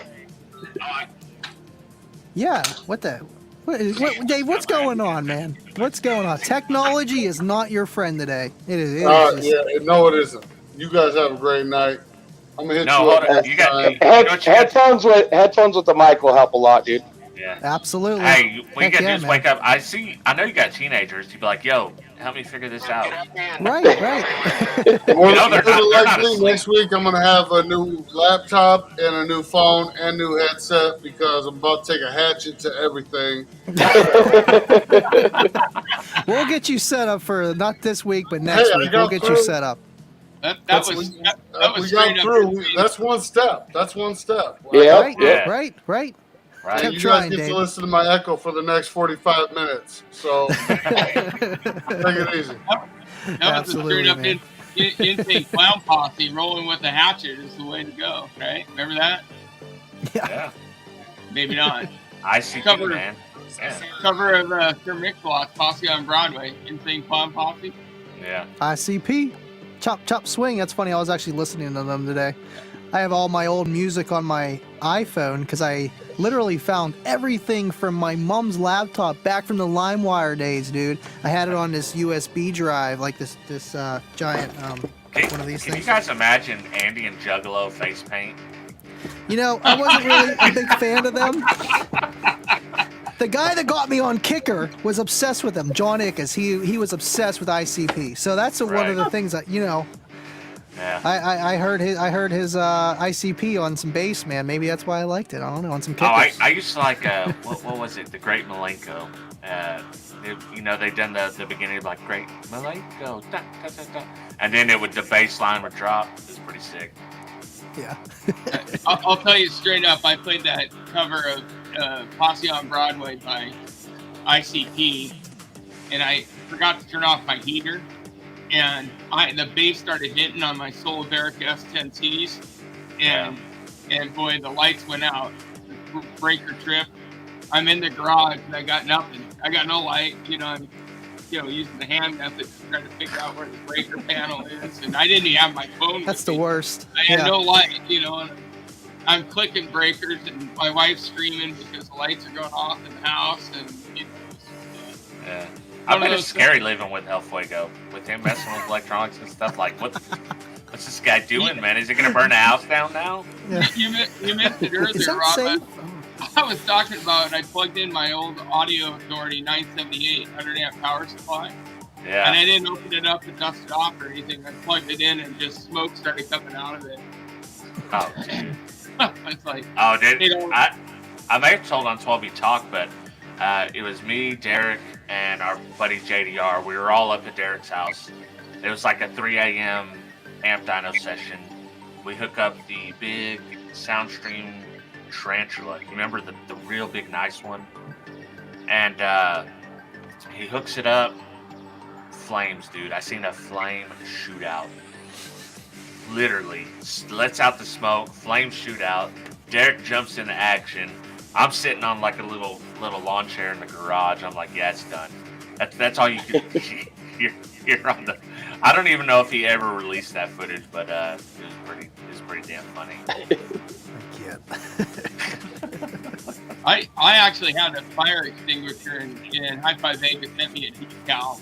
I took my fire extinguisher, put the decal on it, you know, and kept it right there in the bench. You never know when something's going to happen, especially if you're dealing with some old school gear that's untested. Yeah. You got to be safe. I mean, that's pretty obvious. I see we lost Brian, but maybe he'll join back. I don't know. Yeah. His system was pretty crazy where I don't know how he's fitting all the speakers in his car, but I mean, I'm sure if you saw it in person, it'd be a little bit easier to understand. You know, when you start listing off everything you have, people are like, yeah, that's a lot of stuff. Well, because you have the plan in your head, you know, when you already know where everything's going, but then when you just start listing it off, if you know the plans, but people don't know the plans, they don't understand what's going on. Right. I'll tell you this: the biggest bummer of 2021 for me was not having the old school meet. Oh, me too, man. Because Yeah, I had built my system. I spent so much time doing it, and I was all ready to roll. And it was 20. I clocked it. I think it was going to be 2,400 miles each way to get there. And so now I've got the system all installed, ready to go, and it's just sitting there. And 90% of it's old school. So there's always, man, those old school meets are fun. It's just hanging out, cutting it up. You know, there's like nothing really planned. Just they do like a charity. We usually do like a charity auction or something. You know, donated items. That was the other thing I was looking forward to is, donating some stuff to that charity auction. You know, maybe doing some swapping, looking at what other people have in the mail. People bring some stuff. Like, I try to quell my collector. You know, because this room's very small. It looks bigger on screen than it actually is. But Same. I go there and I see something. It's like, dude, like I gotta have this. Yeah. Jeez. I was gonna say something. I totally forget. Don't you hate that? It's like you got something, and then it's like, well, so much for that. I was gonna say something. Oh my goodness, was it a comment? No, it wasn't a comment. Oh yeah, it was. Brian's phone. I bet you it was a Sony. Exactly. There you go. Dude, I'm so glad that actually worked. Me too, man. Yeah. Me too. You know, I know it's cold in here, and I have the same parameters that I usually do, but it usually cuts out at 1 hour and 45 minutes. This is by far an improvement, regardless if it shuts off. An improvement, I can tell. Oh yeah, it's awesome. You can do both streams now with the same camera. Right, and that was the pain in the butt, because it's like, well, I got to make my stream look really good. I do care about the Rolling Thunder, but I can't do both. So it is nice to be able to just use the Sony ZV-1, a $900 camera, for both streams that I do. It's just nice. And we got RGA jumping in here. What's going on, man? Hey guys. Word is here. I gotta set it up where names are at the bottom. I think I have that off for some reason. Automatically air. No. Layouts. No. Guess. No. I can't do that. Where's that setting at? That might be over here. You guys keep talking. I'm just gonna figure this out. RGA. I know it's in there. I've used it, but it's been a while. Hi, Rob. There it is. Not much. It's been kind of a long week. The wife's Subaru blew up. We've been through cold, hot, cold. Been working kind of longish hours. You know, pretty much normal human stuff. Yeah, that's how it be sometimes. I think that's all of us. Yeah, Absolutely. yeah. The damn. I got a torque converter going out on the Trooper. So that means I get to pull the Ooh. transmission soon. So that's gonna be fun. Fun. I mean, at least I gotta- it's just the torque converter, not the transmission Well, itself. hopefully. Hope. You know, Well- you never know. What's Are it you doing? getting What are the service- symptoms? Are you getting serviced by a shop, or do you got a guy that knows the guy, Rob? I'm doing it. Oh, you are? I do a lot of. I do almost exclusively all my mechanic work, unless it's air What? conditioning. No wonder you're the tools guy. No wonder Exactly, yeah. you know your way around the garage. That's Hey, awesome. man. I'm a right to repair guy. I think you should be able to, check your own oil, spin your own wrenches. I'm Right. fully invested in that. Like that torque converter he's talking about. If I had $1 for everything I've been able to fix myself for, a couple $300 at the shop would have charged $1,200-1,800 for. You're just way better off as Right. a human in general doing. Yeah, the only thing I don't mess with is AC. I'm not versed on AC. There's a lot of stuff to track down, and Yeah. If you ever want to get invested in AC troubleshooting, those dyes that we have available now with the ultraviolet light are Yeah. one. I Yep. did the That or a sniffer. yeah. Sniffer. Yep. Mullen knows what's up. I Or know how to That's- change I don't oil. know. and that's That's about my it. shop's moneymaker, dude, is AC all day long in the Yeah. summer. AC, man, it's a pain. It's something that I want to learn. Well, you need good, good quality tools to really do it right. Right. I mean, having a evac machine alone is super helpful. Yeah. and a vacuum pump and all that stuff. And Yeah. I feel Yeah, I like just- you do I save a thought- lot of money doing your own stuff. I mean, just like car Yeah. audio, you got to pay someone to build a box, pay someone to install your system. Guess what? We can do that. You know what I mean? You Yeah. save money. But Right. it's time too. Time is money. So you laboring on your car, that's You have time to you think could be. about it. Exactly. Yeah. You have to wait out. Like, I actually enjoy. I like putting the work into my own vehicle because I know what's done to it. I know that how these ball joints are done. I know that I torque these wheel bearings down the way they're supposed to be, and I packed them the way they're supposed to be. Because And the sometimes, and the Jiffy Lube didn't leave your drain plug over in the side somewhere. Right. I Right. hate mechanic places because I swear, I don't know if it's just me, but they don't know how to beat a damn tire if their life depended on it. Because I always have one or two tires that just leak over time, slowly, Yeah. or whenever the weather drops, that one tire always drops 5-6 psi, and I'm like, are you kidding me? You know what I mean? And it's like, I fix it myself by jerry rigging Right. it, throwing some slime in there. I fixed that one, and now the other one's still leaking. Okay, well that fixed that. So now I just need more slime, but I shouldn't have to be putting slime in my tire. It should be No. beaded right the are they, first are they time. chrome wheels? Yeah, They start to like over. Are they kind Flake. of? Yeah. Yeah, they start to flake over time. Oh, And is they that just- what they it just do- is? Yeah, they It just is. do that. Yep. And there's nothing you can do really. Yeah. Even Wow, a bead just seal add over more it sometimes slime? don't hold it. Yeah. Wow. It's I been mean, it's been my experience. It doesn't seem to matter what tires, whether you're doing the flame mount on lowrider tires or the best of the road hazard, 50,000 mile stuff. Even the greatest wheels, they all lose PSI, and then you also have the temperature coefficient where you just have the air density dropping with the temperature. Right. So, like, that's just a thing. But as far as like interior workmanship and things like that, I once went to a tire shop to have a spare put on my fifth wheel for my Jeep. I had them remove the TPM sensors because those things are a fucking rack. Unless they're calibrated, they're like $80 a piece, tire pressure monitors. So I had to pull it, put a regular valve stem in there. And when I was watching the guy mount the tire, he didn't soak the bead or nothing. So, like, sometimes it's the little things that get you in the end. Right. And yeah, that's the thing. It was just, yes, there's a natural, temperature, your air PSI goes up and down, denser, whatever, all that stuff. First, it was always the right tire really bad, and I fixed that one. Now it's the left one, and it wasn't as bad as the backs. The backs are fine. The left one is it just goes low, and it's like, I know it's the beating problem, and it's not the only car I had it with. It's because of one mechanic, and it's just, I haven't went back there since. So, it's just, there's that. Definitely. Taylor's on here. I think Jeffy is on here. I think this is Jeffy, because there was a bridge that fell in Pittsburgh today. There was I saw cars, that. a bus. I've Yeah. seen that. Freaking nuts, dude. That's terrible. Freaking nuts. Now there's only 494 bridges in Pittsburgh. There was 95. Our infrastructure, man. I was just talking to someone today, and I said there are things I know about that if ignorance was bliss, I wish I was ignorant in a lot of cases, because a lot of the stuff I'm seeing now is just soul crushingly awful in the grand scheme of things.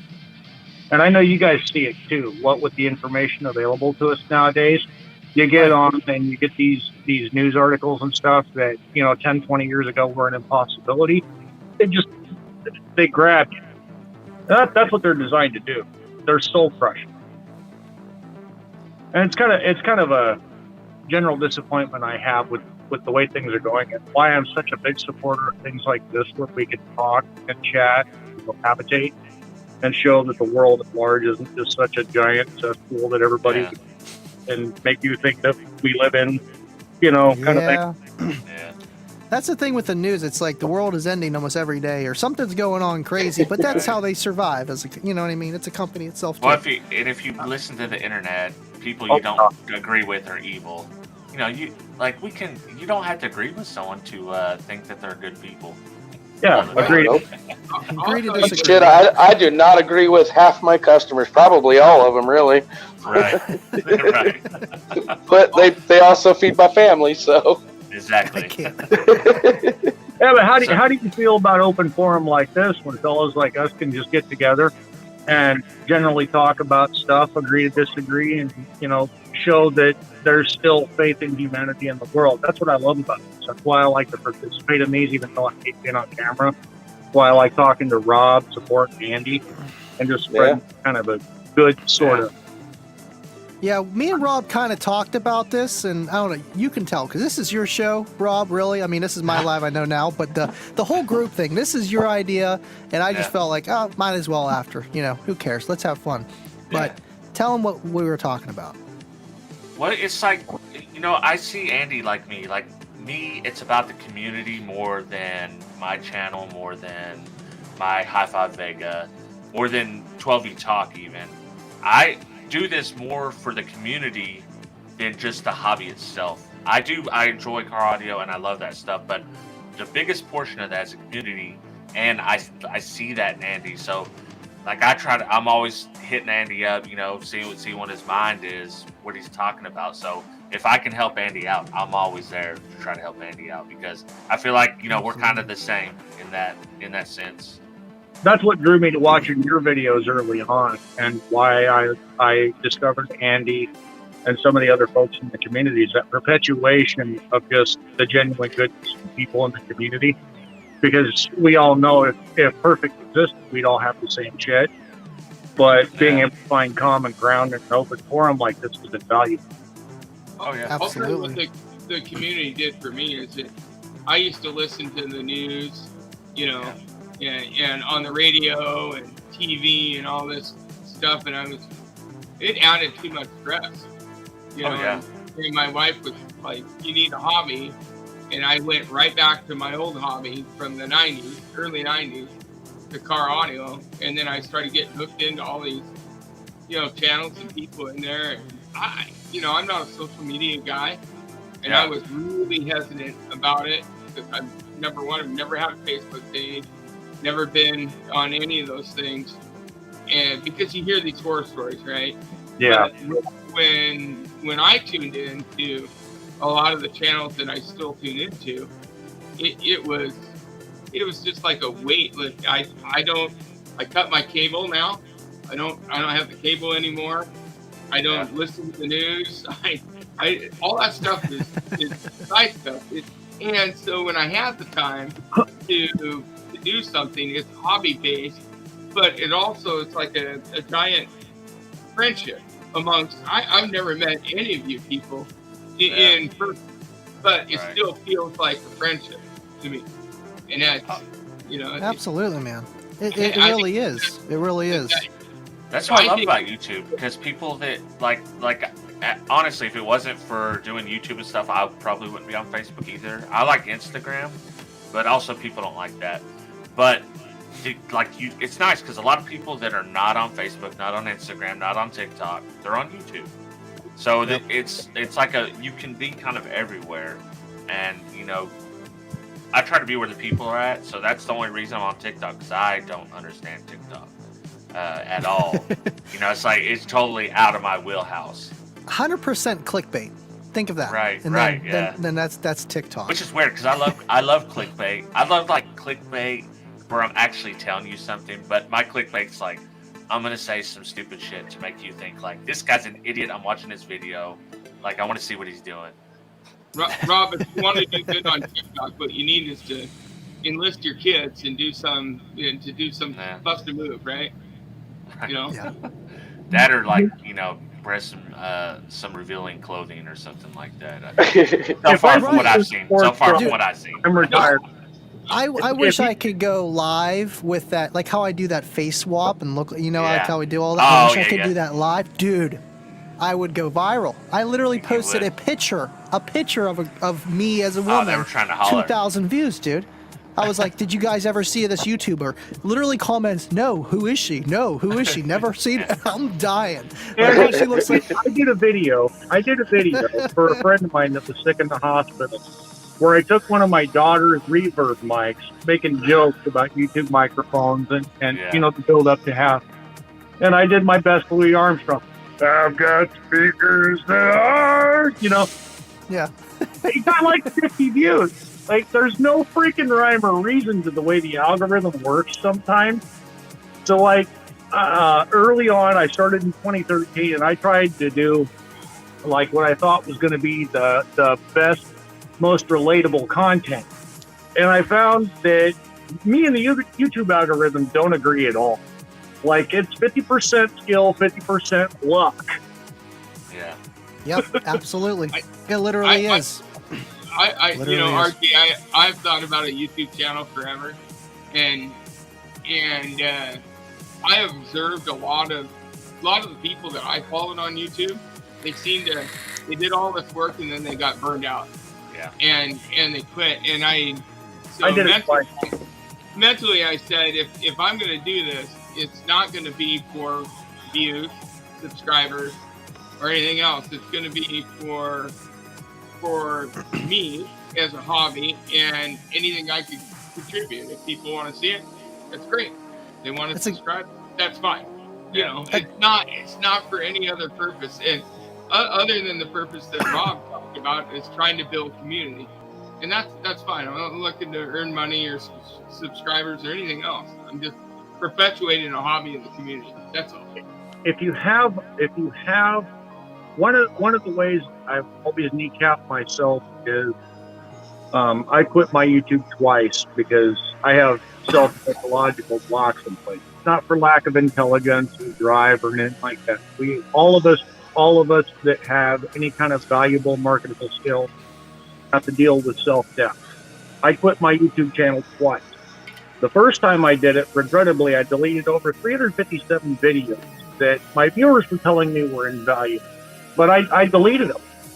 In hindsight, here it is several years later, I look back and I regret that. Mullen and I had commented back and forth about, keeping a log. If you do it for yourself.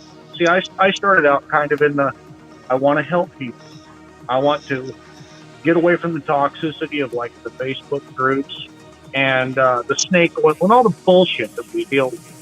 And you guys all know this to be true. We all deal with bullshit on some level at some point, whether it be a fudge spec, something that doesn't measure right. Nothing is perfect. And I had got it in my head that I had built this model that if I do this way, it's going to work.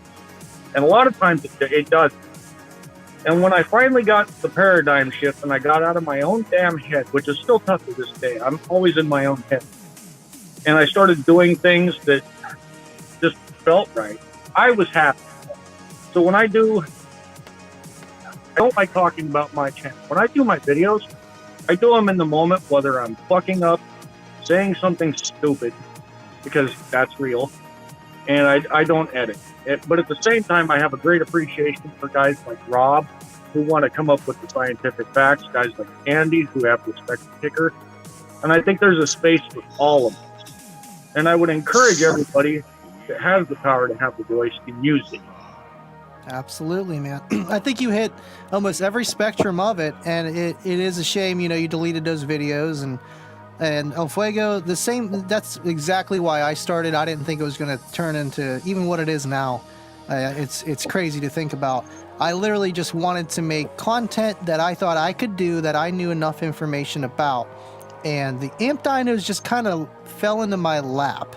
It's like I already do this stuff with the Team SP Loud and the competition, the mecha stuff, everything else. And that's another thing we need to talk about, Adam. But to the point of the YouTube. It's on there. Yeah. You do it for yourself, and, you want to help other people. But at the end of the day, you got to make it so that you are enjoying the content you're making and your people too, which analytics can drive you nuts. I know, Rob, you know all about that, and DIY Audio Guy, I feel bad for him because he thinks about it a lot, but he's doing good. And that's kind of what, the whole analytic part is, but you don't want to burn yourself out either. Like, it happens. It really does, and it's just, I feel that we all, obviously, you guys are on my live here, we all have a passion for car audio, like heavy. Like, we're not normal I have a people. passion for audio Okay. in general. I think most of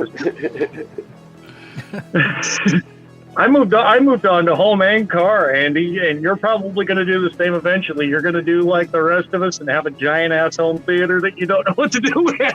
Yep. You're telling me. I mean, I got two little basic ones. I'm not, no 7.2 Atmos or something like that, or 9.3. I got the simple 5.1 and 2.1. I love home audio and home theater stuff. I want an actual theater. When I get my own house and I'm not paying $1,000 a month in rent for a house, I will have a dedicated home theater. I am not kidding. I want it actually nice, man. This is audio reality. We have expectations in one hand, and then we wind up in the bedroom that has towers that are over 9 feet tall because we love audio, and we don't listen to most of the general. I can't. Literally, though. Literally.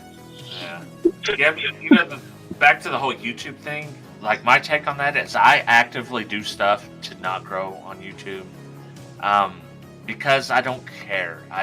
I did care for a minute, and there was times, but I could feel myself burning out because I cared. So YouTube, if you don't know, will tell you exactly what you need to do to grow. You look at the analytics. You can see when people start, what words you said when people start dropping off, how long they start dropping off, what topics they click on. You can see the whole graph of everything. That just means if you're looking at that stuff all the time, and if you want to grow, it is so useful. It tells you exactly what to do. Here's the problem: you're gonna start doing what people want you to do, not what you want to do. And that's why I didn't want to do. I want to find a mix of something that people want to see with something that I want to do. And I don't care, and it's always going to favor towards what I want to do versus what people want to see. So if I'm feeling like I need a tool review, that's what's going to happen. It won't be a subwoofer review. Right. I don't no, speak. go ahead.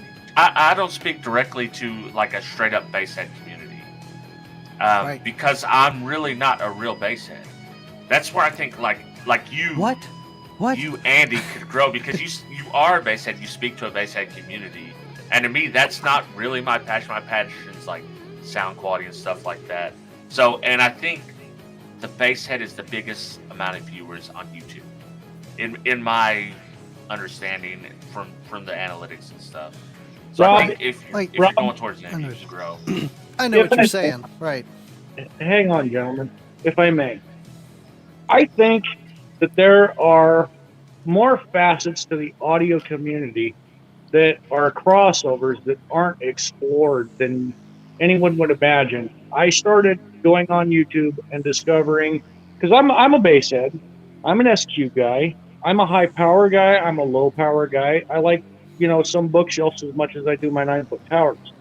I think when you pigeonhole yourself under a label like that, you're only really limiting the focus of what you could do.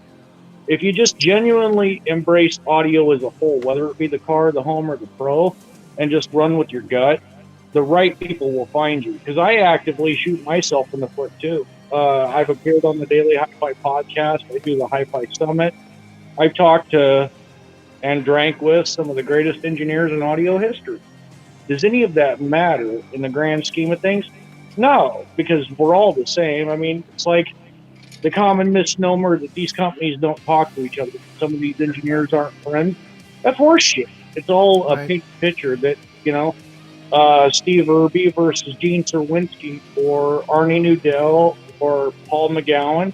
A lot of the time they stay in their own lane. They know of each other. They respect each other, much like we do. They're men just like us. It doesn't matter how much notoriety you've got. If you run with your passion, you do what you love, you're genuine, that's when you're going to have the 4 quarters versus 110. And I feel very strongly about that, especially today when we're fed so much mis and disinformation about it. Audio is colorblind. It doesn't matter if you're a bass head or an SQ guy. Back when I had money and means and I was an audiophile snob, which I was, I had some pretty noteworthy stuff. And I realized in the grand scheme of things, at the end of the day, audio is about what we enjoy as individuals, sharing that with our friends, and getting out of all that bullshit. That's what really counts. That's when I had my catharsis and said, I'm going to be RGA. I'm going to be regular guy audio. I'm going to spread as much love and positivity as I can, not hate on nobody. I'm going to find the people I respect. I'm going to be a voice. I'm going to be a power. And, I'm going to get outside of my comfort zone and I'm going to do big things. And you're speaking truth, man. You really are. You're speaking truth. You almost need your own podcast, man. Like you're. I mean, Andy, that's why I call RGA the spoken word. He speaks the hard, honest truth about everything, and it's raw, but it's real, and I appreciate that. When I we lost Adam. You got to do something. Nope, I'm still here. I just put the camera off a minute because I'm feeding my face. Oh, you're good, man. You're good. You should see Dean, man. He'd be piling up that salad on reverse polarity. He literally, he gets off work, runs until the time of the show, and then he has to try to wolf down a salad as we're going, and then he edits. He's crazy. And then he edits after the both shows. So, I know it's. When we talk about sound quality and SPL, I'm on Rob's side with more sound quality, but I have an opportunity now to build another system. So for the first time in my life, I'm going with what I call a budget banger. Beat down the block. Take it back to the old days in high school. And I'm not really going to care how musically it sounds. I just want to blow something up, when I'm going down the block. But that's the thing. Even if you're an SQ guy, there's always some bass head in you. It doesn't matter who you are. Like someone wants to play the bass. You got to have the gravy. As I say, you got to add the gravy, sprinkle it on, because it doesn't matter how much SQ you want. Now, when I say true bass head, I mean I'm talking like rolling around with 150s in your vehicle to your daily. All right, so let me ask you a question, and I don't know the answer to this. Santa Claus brought me a limited edition Epicenter for Christmas. Oh. Do I integrate that into my SQ vehicle? Absolutely. Or do I put it in the block beater? SQ vehicle. Let me ask you a question, Fuego. Why not do both? Well, I have two different vehicles. vehicles. Have two. Yeah, he'd have to have two. Yeah, but it's one unit. What's going to keep you from integrating it in one, trying it out for a while, and seeing if you like it, and then turn around and move it to another? And switch it out, for twin vehicles maybe, right? In my opinion, they're more useful in SQ vehicles because you're listening to a type of music that's not going to be heavily rebased anyways, and you can you can be more versatile with it, So if you want to bang on that system every now and again, having that in there will help you out. So my SQ vehicle has two 10-inch channel audio 10 TW3s. Yeah. In small sealed enclosures, right? Okay. And You're they're gonna get a lot of benefit from that. they're getting about 500 watts a piece, roughly. So, I mean, that's, whereas the budget banger block feeder vehicle is going to have the Compute 15 on 1200 watts in a big ported box. So, Yeah, you're not going to get much SQ out of that, but I mean, at the same time, you got a 15-inch woofer. How many 15-inch woofers do you see in the SQ lanes? Not too many. Not too many. You guys want me to show you one? I'll show you a 15. I got one right over here. Oh, infinite baffle. ST15. Rob's grabbing the stroker. You might as well grab that 225 HCCA while you're at it, Rob. Now, he's pulling out a jackhammer right now. MTX, man. He's got the engine lift, sound quality. I would be the one to pull out the stroker. Oh, no, that is the stroker. This is heavy. Stroker 15, man. I can't Oh, yeah. Really, Rob? Really? You're going to put a stroker on with me on camera? There you go. That's your ST15. It's so crazy how the spiders are inside of the cone on those. And then they have an additional spider underneath that's actually the main spider, right? Well, it depends on which generation, which iteration. See, the woofer I have in my folded horn off to my left here is the 189 CF, which was the original Sensurround woofer from Sherwin-Williams, which a lot of woofers nowadays are modeled upon. That was the first 130 dB system capable of producing 130 dB at 30 hertz. Wow. In the bottom of the cone, and this is a deep topic that I know a lot about. And a lot of people get offended when I start talking about this, but when I say the engineers used to be friends, Gene Serwinski, Paul Klipsch, a lot of the most noteworthy and successful engineers at the time were trying to reproduce line sound pressure levels before we had, traditional PA, traditional car audio, traditional home audio. The engineering behind that is you have, the modes of distortion that we have in tone linear travel. The idea behind the suspension was, more spiders and the ability to control the pistonic movement of the driver accurately, the less distortion mode you're going to have. Subsequently, with the strokers, if you have the adjustable pull piece and you can recenter the coil in the magnetic gap, you can sort of fudge the FS and sensitivity of the driver through the electromagnetic force of the magnet through the coil. It was one of the proprietary ideas that is a fundamental thing in long-stroke subwoofers today. Because you still it's a piston. It's just like in an engine. The more linear and straight and tight that tone travel is, you can start working on efficiency with your magnetic Gauss density, the coil windings, the MH of the coil, all those TS parameters. That's why I have so much respect for Sherwin-Vega, love Kicker, have no disrespect for any audio companies, because a lot of these fundamental engineering principles started there. And they're all derivatives because all these guys were buddies. A lot of the best audio companies started in a garage. Definitive Technology with Sandy Gross, Bob Carter with his coffee can amp. There's a very rich and diverse history of aerospace engineering, material design, fundamental electrical engineering. I'm not a Vega fanboy. I just have a very deep vein there because when I got into audio, I'll tell you guys a story that I've never done on my channel. My father was an audiophile, and he had a very diverse collection of systems, from Flame Linear, which was early Bob Carter, when Carter's designs weren't proven, there wasn't enough people. And he taught me on that. And I love my father dearly. He became an alcoholic later in life and ruined it. But he lit a passion from the first dust cap I pushed in. He told me, hey, you push this in, you fix it. You can use a vacuum to pull this up. You can use a safety pin to pull this up.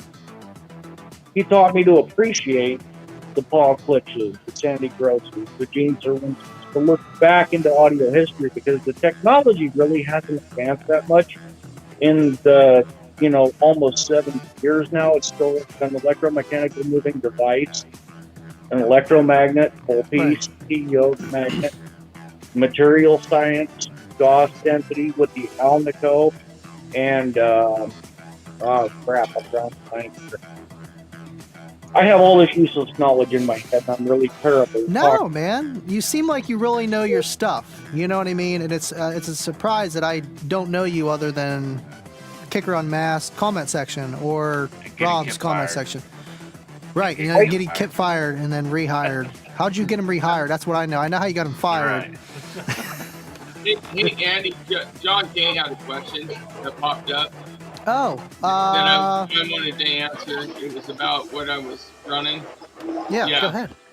So I did the cardinal mistake of anybody that's old school and went $8 crazy on Z Audio Autotech amps from 1989.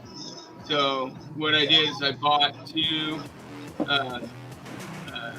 7300s and two 7204s. So 4 amps total in the vehicle. The 7204 are 4x50, but they could be bridged, and the 7300s are about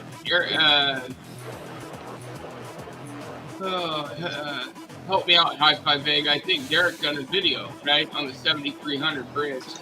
I can't remember. What were they rated? It was about 500 watts. So I collected up all these amps, and then I sent them off to Stephen Mance at Z Audio and had them all completely recapped, redone, the whole nine on them. So that's what's in my SQ vehicle right now. Old school, Class A, B, Autotech. Did he upgrade like the caps, the resistors, any of the inductors, and the signal path? The whole thing was completely redone. And wow. I'm saying I went $8 crazy on it because it cost a fortune. I've heard capacitors can suck up moisture, and that's what makes them go bad, like the capacitors inside the amp. Is that true? The electrolytic fluid dries up. It dries the electrolytic fluid dries up. There's the temperature variances. There's also just whatever material they use inside the can that can be a factor in long term. Like nowadays in the home audio hi-fi side, a lot of guys are paying like I did $160 for caps on electrolytics just to go from electrolytic to poly, because the polys really don't go bad. Okay. I have a Z Audio amp right here I need to get fixed. Yeah. It works, but if you go up above 13.8 volts, it does not work. So Ooh. need to get that Power fixed. power supply issue, Rob. If you take that to anybody and they say anything other than power supply issue, take it somewhere else. Yeah. See, I would send it to my buddy Sean, but he don't mess with his Class D. So Maybe, does Dave know how to work on that kind of stuff? I mean, I got a guy out in Ohio here, Kevin Mansky, but I know you're not out that way, but he is a really good amp guy. But see if David could take a look at it, maybe. I know he's been working on amps, but I don't know how thorough. I meant to hit David up because I got a Rockford I want him to do. I mean, he's a Rockford guy, so it'd be a good one. And it's an easy fix. So yeah, I got to hit him up and see. If David can't do it, Desert Audio out of Arizona. They've got a bunch of guys that used to work at Rockford. Now that you mentioned High Desert Audio on eBay, did you guys ever mess with High Desert Audio on eBay? So back in the day, they were clearancing out pallets. I'm talking pallets of stuff on eBay. You would just bid a whole lot, and it would be returned. It'd be kind of like Amazon returns, but it was all Rockford Fosgate, Lightning Audio, everything associated with Rockford Fosgate. And a lot of these people pick this stuff up. Robot Underground's one that I know for sure, and they resell it. But that they were getting it like pennies on the dollar, literal pennies on the dollar. They're getting a pallet of stuff for like $1,100, and then whatever it costs to ship, freight for a pallet. So I didn't get in on that, but I wish I had. I called Patrick once because I'm all about that modification thing now after my long journey to audio. Kip can confirm this. I once had a very long discussion with one of the original engineers of Pioneer SX-1280. And I want to say his name was David Yen or something. Japanese engineer, very smart, savvy, guy. If I wanted to do videos about this, but I know it wouldn't reach as broad of an audience. If you have an amp and you talk about what you're delivered by a company, it has to meet a set specificity parameters versus what you can do. If you can upgrade anything in that process cost effectively, of course, whether it be the Toshiba transistors or your chipset for your Class D, that is the way to go. I'm a big proponent of independent engineering and modification for signal to noise, the first or sixth order harmonics, that kind of thing. And you have a good amp guy, Rob, and you take it in there to have anything refurbished, look at your potential for upgrades and any kind of ability you have within that realm. The only problem with that is then you can't turn around and put it on your channel as something that's marketable. Like my CV 2800, it was a universal board, universal toroid. American Audio used them, B-52 used them. I changed the chipset, the sandcasts, the toroid, and a bunch of other shit. And it's now basically an SX3600 because it's kind of my own thing. Kind of making Frankenstein amplifiers over there, huh? No, not me. Not at all. I don't modify anything. It's all within warranty spec. Bet. Well, hey, I hate to dip out, but I think I'm gonna dip out and get some sleep. No, you're good. I mean, if you guys just want to wrap it up now, I mean, shoot, we did 3 hours. It's close enough to the 4 hour. I ain't glitching. I think we fixed this problem, Rob. That's why we did this extra live long stream. I'm so appreciative towards you because I wanted to do that, but that was an expensive, at least you got a decent one for a good price. Right. So we know that was definitely the problem. And it's crazy. You would think Sony would be like, hey, yeah, you could try a HDMI card and that'll fix your problem. I told you, we were talking back and forth through chat, and I was telling him, like, yo, that Sony guy doesn't know what he's talking about. Like, even though I just bought that camera. Yeah, I know. I'm having problems with mine. He goes out and grabs one. Yeah, and I bought the same one. It's so small, man. It is a tiny little camera, but it's cool, It's got all the features you need. And I knew that they weren't telling you the right thing. So. No, it's a shame. Yeah, they said max stream life is 30 minutes. That my 45 minutes was actually good. No way. Bull. What is this? What is this? Yeah. What is this? So I mean, I'm just happy. I'm thankful. I move on. Yeah, exactly. Now we're over that hurdle. No more troubles. Right. Yep. Thank you again, Merle. Well, I do want to give a shout out to Adam, who kind of helped us out on the old school SPL challenge, had some discounts on SPL because that is an issue. Yeah. Like we did have people like you were one of them where if someone wanted to get metered, they could meet up in these areas. Right. But that's not accessible for everybody, and some people just if they could get a deal on a meter anyways, maybe they could be that guy in their area. Right, exactly, and that's the whole thing. That's what next week. Let's we'll go through a bunch of the different meters that they have because there is a bunch of little ones that people can get for $200 for the little minis. Right. Yeah, I got the mini. That's what I use. Yeah, it's great. Yeah, it's awesome, and I just wish there was more stuff like that for people, so they could get out there and kind of mess around with it. I think, Rob, there's an opportunity to, like we said before, this thing costs money, right? But get a group of friends together. Oh, yeah, for sure. And share the cost. You're not going to be using the meter every single day. For, DIY. I'm a definite, next week I'm tuning in because I'll also, if you guys get time, to explain the whole amp Dano situation with this. Well, that's the whole thing we want to go through is actually what it does, and not just Dino. I want to go through kind of all of it on the software for SPL apps, but that's what I want to focus on is what all that data means that's there. It's a complete tool. It's you got an RTA, you can do everything with it. Yeah. I'm totally screwed now, Rob. this was going to be my secret weapon, launching my YouTube channel, and now you're talking about getting one. So no. Listen, I never want to be the amp dyno guy.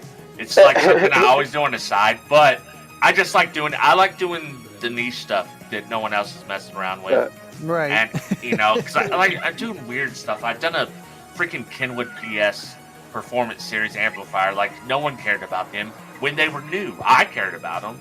I care about them now, but I just like doing the weird stuff like that. Yeah. Yes, Literally. send it to him. We'll have a nice load bank with us too to test some pretty good amps. Oh That's man, awesome, that's man. gonna be good. I appreciate can't you wait to guys see that. doing that. It's going to be cool. Yeah. And I'm glad you guys approached me with the offer, and couldn't be more happy to do it for you guys too. And we'll have fun along the way, and I'll learn something too, man. I'm always learning something when I'm That's talking dope. to you, man. All Right. the time. I'm excited for that now, man.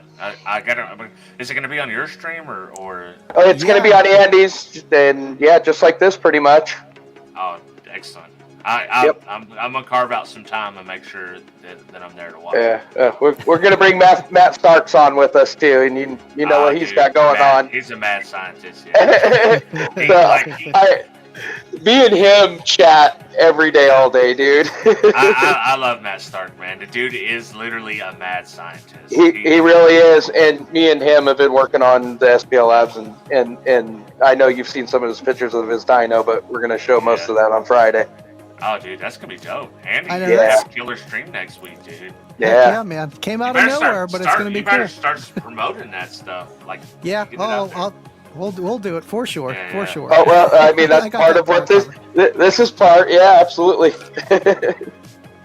Absolutely, man. Yeah, it'll be fun, man. Absolutely. Oh man, this has been fun. It's been fun hanging out with you guys. I know Rob wants to get off, and Adam, we're gonna have some fun next week. I'm happy we're Absolutely. gonna do that. We'll try to keep it under 120 minutes. How about that? Oh yeah. I'm good after work on a Friday, man. Whatever. My Sounds wife good. mad at me. This was supposed to be snuggle time, but I jumped in because I. Tell her we said we're sorry that we stole you for a minute. That's what It's totally our fault. We're sorry. Thanks for letting them stole. join. Thanks. All right. Thank you.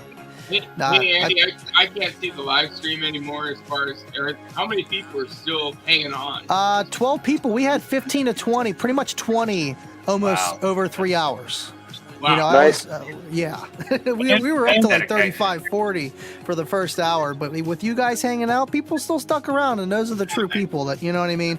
They enjoy what we do, and they like car audio too. Plus, they're not too tired.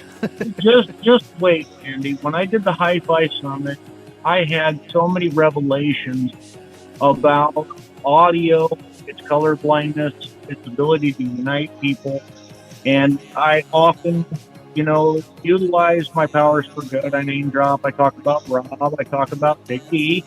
I've talked about Patrick, even though he's semi-abrasive.